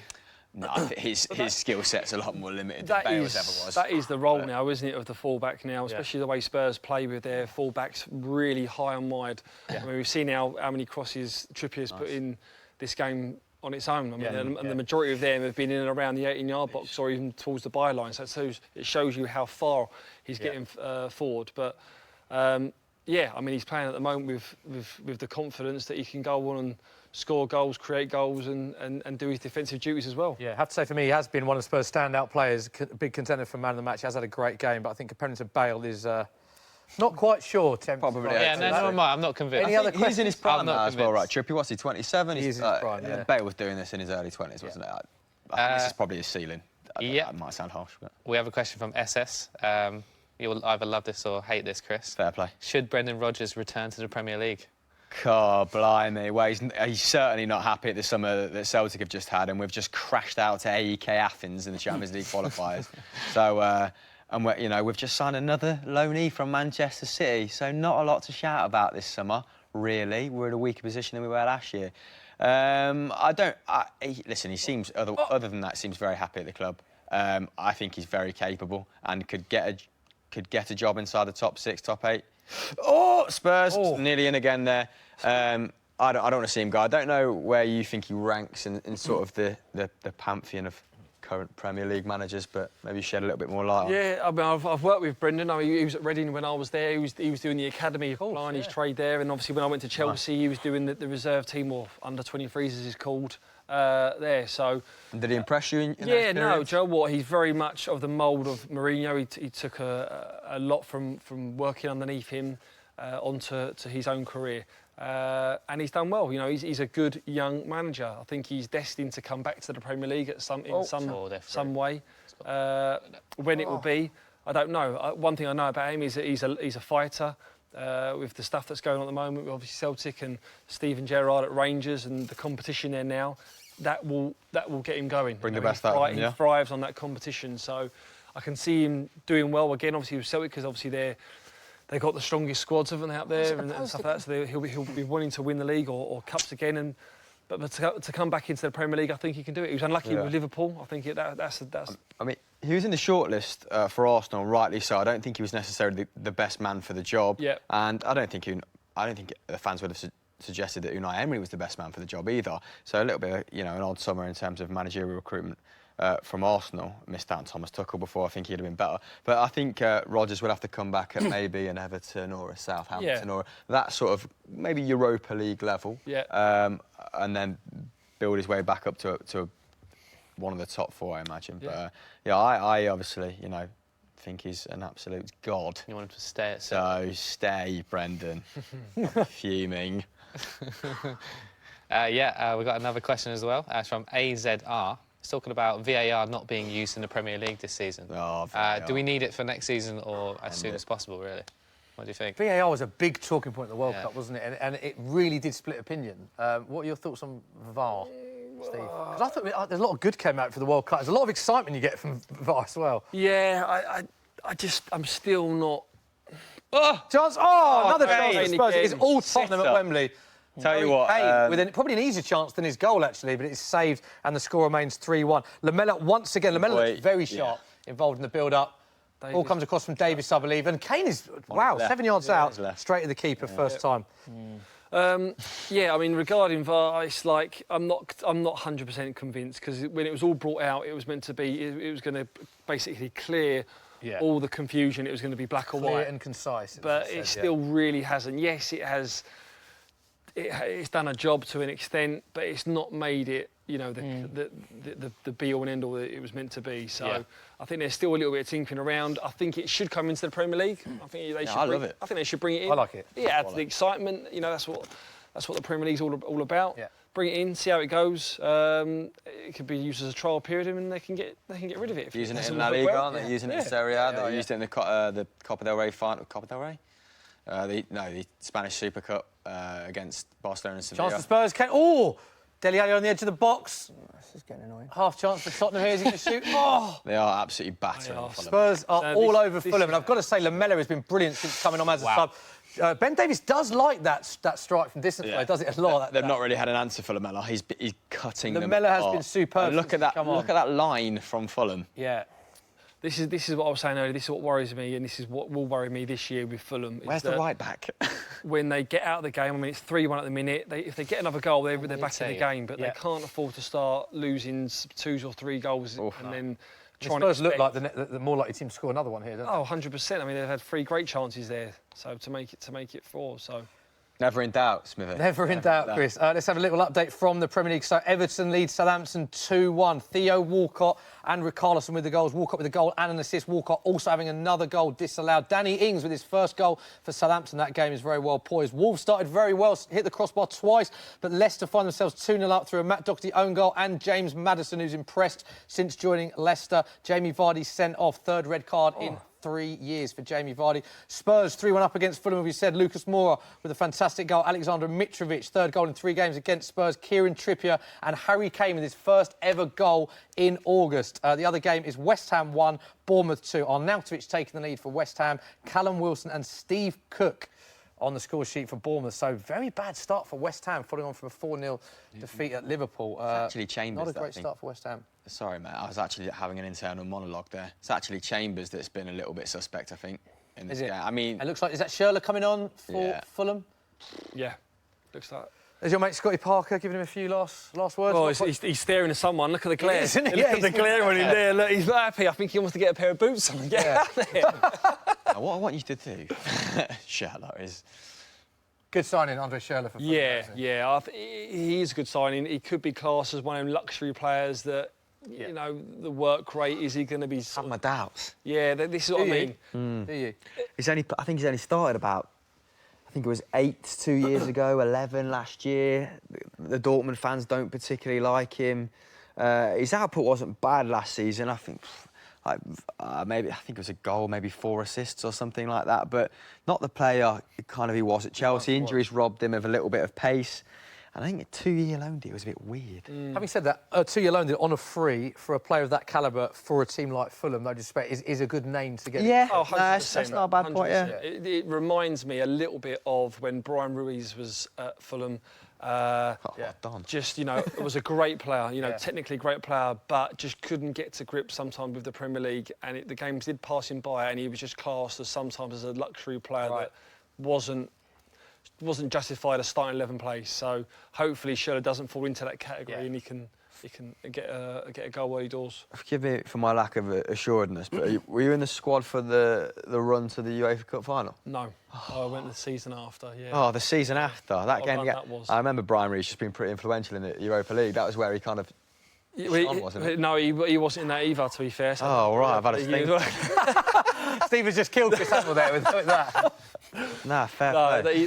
We all... it was Clint Dempsey that scored the chip against Fulham. It was... Yes, he's got one right. Come on, Fulham. Yeah, I think it was Bobby Moore leading the light, you know, that season. Clint Dempsey, Damien Duff. Damien Duff? Yeah. Player, what a player. What a good little team that was. What a great run they had there, yeah. Roy Hodgson, yeah. It was Roy Hodgson, wasn't it? We've had another question from Twitter. Yep, go on. Mark Coldwell. Great name. With the amount of money Liverpool has spent in the last few seasons, do they have to win the league this season or even a trophy? They have to win a trophy. They absolutely do, don't they? They have to win a trophy. I think winning the league is tough. But anyone to win the league this year, past Man City, for me, would have done ever so well. Yeah. Yes, they've spent a lot of money, so they have to challenge the league. I think they're the nearest ones to challenge United, but they have to win a league. I think they have to win a trophy. Same with Spurs. I think Spurs this year have to win something to keep players or keep fans on their side. So do you think if a Spurs or a Liverpool win the Carabao Cup, for example, one of the lesser cups, that's still it? No, I think it's got to be an FA Cup. That is it's got to be an FA Cup or even the Europa League or. You know, in the Champions League, for instance, with Spurs. I think Spurs would take the Champions League trophy. Would you take really chasing City down. Like, City won it by a number of points last season. Can't quite remember how, but in very convincing fashion. Yeah. Would you take, as a Liverpool fan, really taking them to the final day of the season over winning an FA Cup? You know, so taking them all the way. I think you're right. Tangible I progress. think if it got to the end of the season where Man City have won the league by, say, 3 points or 4 points, and second is Liverpool, and they've been at the forefront the whole way as well, then Liverpool fans, I think, would be happy with that. Okay. But over a trophy, yeah. I think you're looking at a club. That's what I say now. You're looking at a club now that's a tradition of winning trophies. Obviously not of recent terms, but obviously definitely in their history. They are due to win one sooner rather than later. Oh. Sorry, Steve. It's all right. Half chance in the Spurs game. Hello, Schürrle. Andre Schürrle's come on for Fulham, making an instant impact there, actually. Great little turn of pace. And also Harry Winks has come on for Harry Kane, I believe. That is Harry Winks' first appearance this calendar year. Good to had see a him back. really good season at a time when Spurs had a lot of injuries last season, particularly impressing against Real Madrid. I really like Champions him. League game. Was in that the England squad as well. A really unfortunate back end to the year. A lot of people think he would have gone to the World Cup. A lot of people think that if he was fit. Had a really bad injury, but he's Southgate's back. a big fan, isn't he? Yeah, interesting to see, actually, because Harry Winks and Lamela only came back into training, I think it was the start of this week or the end of last week, but they're both featuring in this game. So goes to show Poch gets some work in the training. Yeah, and it's just good to see also that he's kept the faith in, obviously, Harry Winks as well. Obviously, he sees a good player in him, someone that can do a job for where Spurs want to be this year. So fair play to him to keep faith in him. Yeah, Lucas Moura running his heart out. We are in the 90th minute, so we're approaching the end of our 3 o'clocks. Spurs is 3-1. Dave, just remind us of the scores in your other 3 games, please. Mate. Everton 2, Southampton 1, Leicester 2, Wolves 0, and West Ham 1, Bournemouth 2. There is about 2 to 3 minutes left in either game. I think in fact all 3 are now in added time. Wolves as well. Jamie Vardy sent off down to 10 men. You said they've started well. Disappointed with them since the sending off, though. Yeah, they haven't done. Oh, chance here, I think maybe. No, it's gone the other way. Sorry, that was in the West Ham game. Yeah, they haven't really done enough since they've had the extra man advantage. Like really have not like done enough. In fact, they actually I think they've probably created less. Yeah, have they? Leicester probably gone super compact, haven't they? Just into the 90th minute. Very comfortable for Spurs. Let's just update you with the Championship while we've got a quiet moment. Interestingly, West Brom are 7-1 up against QPR. Wow. 7-1, Steve. Tell me Ipswich are winning, Smithy, please. Their goal scorers are I've never seen such a result in the Black. unbelievable. Matt Phillips, Kieran Gibbs, Jay Rodriguez, Dwight Gale, Jay Rodriguez again, Matt Phillips. There's goals galore in that game. Dwight Gale's a decent little signing for them for the Championship. Yeah. right? Yeah, I think so. Yeah. It's 'cause, Consistently, isn't he? Consistently scores goals in that league. Great for Darren Moore. Unbelievable result in the Championship. Having a look at a few others. Bristol City 2-0 down at home to Middlesbrough. Other notable results. Leeds 2-0 started very brightly. Leeds this season 2-0 up against Rotherham. Frank Lampard's Derby have got a goal back. They now trail 2-1. David Nugent with that goal. They still lose, though, at the Den at Millwall. But West Brom 7, QPR 1 is the game of the day so far. Also, Forest losing to Wigan. Nick Powell and Will Grigg, who apparently is on fire in that game. Temps, back to you. Ipswich, how are Ipswich doing? Please tell me. How are Ipswich doing? Yeah, you are rocking the Ipswich, aren't you? I'm just scrolling to find out. 8-0 down last night. It's a 1-1 against Aston Villa, which is really Kodja and Trevor Chalobah. So we haven't won a game yet, which is fantastic. Yeah, Kodja for Villa and Chalobah for Ipswich. Brilliant. He actually skied a penalty in the Carabao Cup. We got knocked out by Exeter midweek, so thank God he's redeeming himself. Our next question is from James. Our next question is from James. It's about Arsenal. We haven't spoken about Arsenal much. How long do you think it would take for this Arsenal side to start to gel under Unai Emery? The man next to you is wearing the Arsenal shirt. We've got to come to him first. I think we've look. Do you see like against Man City last week? I don't think that's a fair a testing ground. Whereas today against Chelsea, this is going to be when we're going to have to see like where we are and I guess like how far we kind of need to go really. But I'm actually very confident about the season. I like that he got his business done early. I like how we've had the majority of our squad play pretty much every pre-season game. Yeah. And it was obviously going to be massive for the next man to come in and do a job after Wenger. But I'm quietly confident. We're going to the pub or what, Dave, to watch it? 100%. I don't know, mate. Yeah, I feel the same. I think by Christmas, I think it is going to take a while. I don't think we're going to be in the top 4. No? I think we may just... I'm changing my mind every week, to be fair. Like 1 week, I'm confident, and after against City, we still feel a way off. First, now for the viewers that are confused, because you said we for Ipswich and for Arsenal. I'm from Ipswich. Yeah, okay, just explain that. But I support Arsenal and Ipswich. Arsenal, obviously, I fell in love with them. That's acceptable. That's fully acceptable in this day and age. It's fine. Get over it. Yeah, I think fifth. Ben Davies with a chance for Spurs. Oh, it's a chance! Oh! Another big chance for Spurs. Eric Lamela has been superb since he's come on, I have to say. And it's another big chance. The keeper, Fulham keeper, has been brilliant.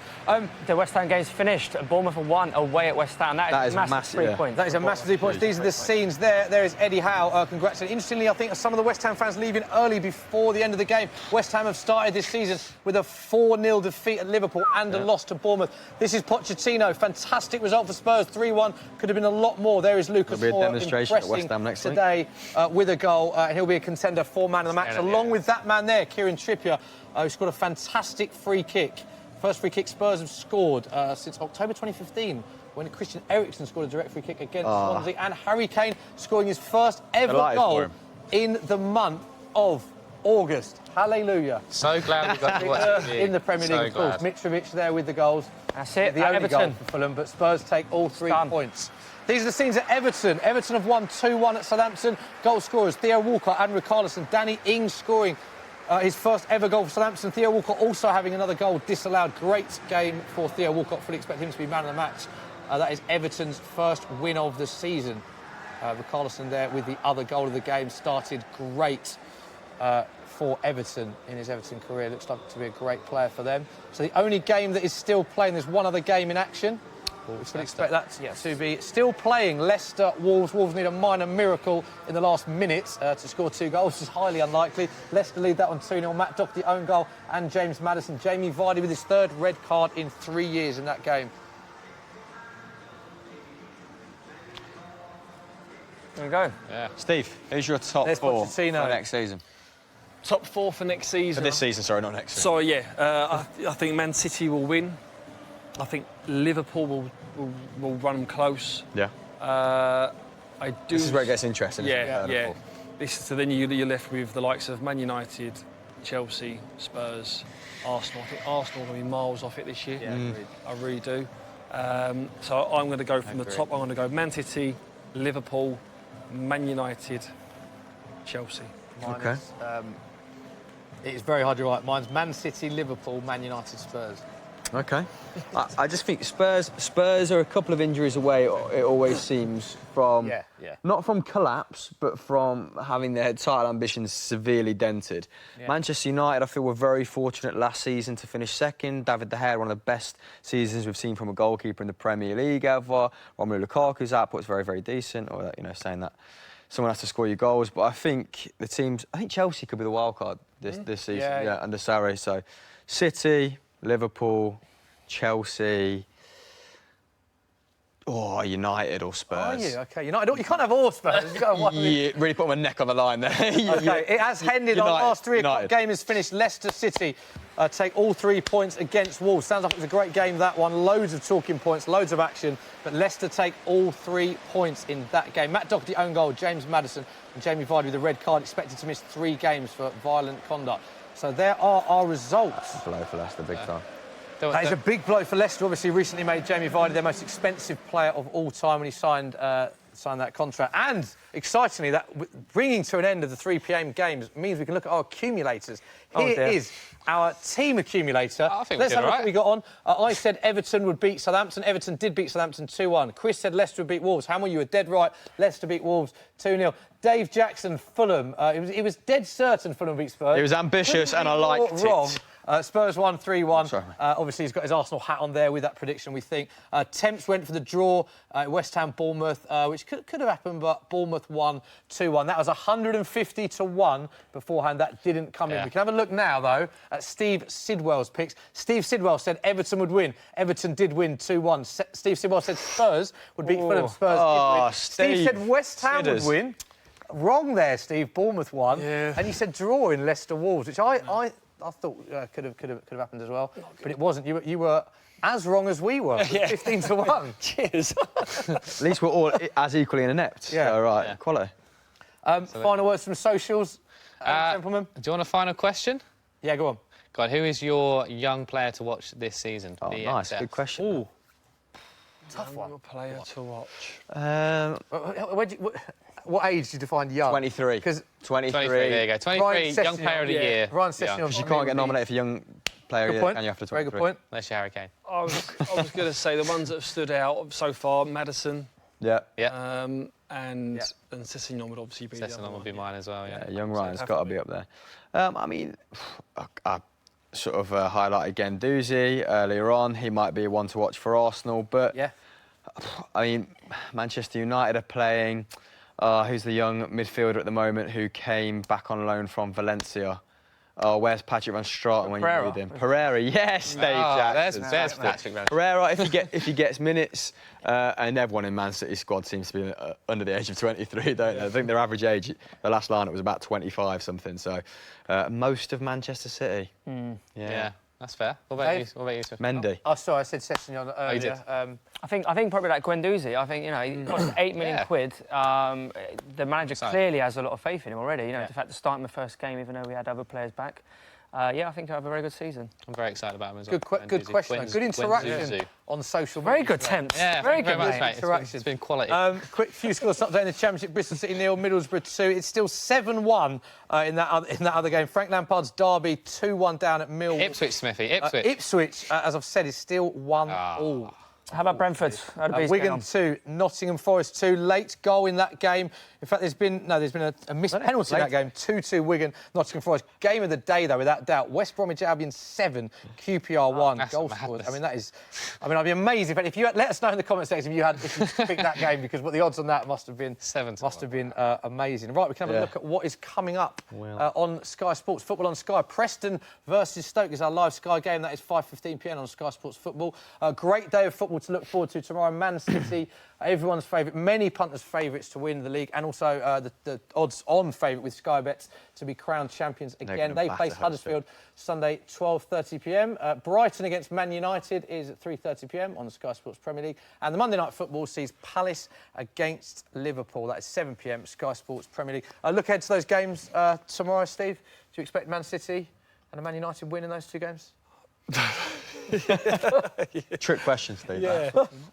Yes, Man City 100%. Man United at Brighton. I think it's going to be our first home game of the season. They beat them the last 2 times. We beat them in the last game. Played really well against them. Played very, very well. I think it was a very off day for Man United. I don't see the same being there, but I think it'd be tough. I see a draw. Okay, Monday night football, Palace Liverpool. Good game. Always a good game, that Palace. Yeah, always a good game. I like Palace. Attacking wise, they're very good. Same as obviously at Liverpool. I see goals. I think Liverpool edge it. I think 2-1, 3-2. How much get your predictions for the weekend's games? So just working way backwards, Palace Liverpool was a great game, isn't it? I think that's ultimately what cost Rodgers his title bid, wasn't it? That 3-3 draw with Palace. Do you remember? Suarez crying. What a game that was.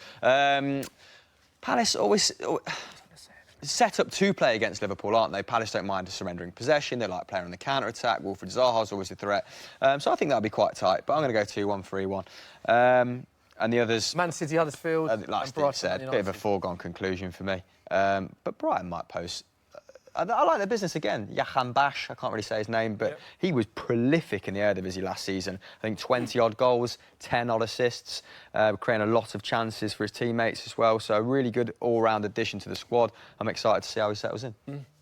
OK, Temps, any final words from social? Any final words? Usually end by picking a player that we've thought has had the player of the day, so I don't know. Player of the day, what do you reckon? Theo Walcott. He's going Theo Walcott. I'm going to have to agree with that. Theo Walcott, Assist, a goal, and he had one chalked off. Great lid. Performance. Theo Walcott. Hamill, any other players that impressed you from our feature game? In this game, I wanted to see a little bit more from, I think it's probably harsh, but from Seri, from Sessegnon, but... I mean, Tottenham, good team effort, just stuck it out, didn't they? I think your substitutions as well, class from Pochettino. OK, that is sadly all that we have time for. Big thanks to our guest, Dave Jackson. Thanks for having me, very much. Smithy. Apologies for the shirt of his choice, but thank you very much for watching. Multitasking. The hardest job of all of us, watching all those games. It's really hard. It's really hard. Temps, thank you very much for your work on social media. Stats guru Chris Hamill, as always, brilliant as ever. And Steve Sidwell, thanks for coming in. Pleasure. We'll be back next week for the Football Social with Sky Bet. Have a good weekend. We'll see you then. Bye, guys.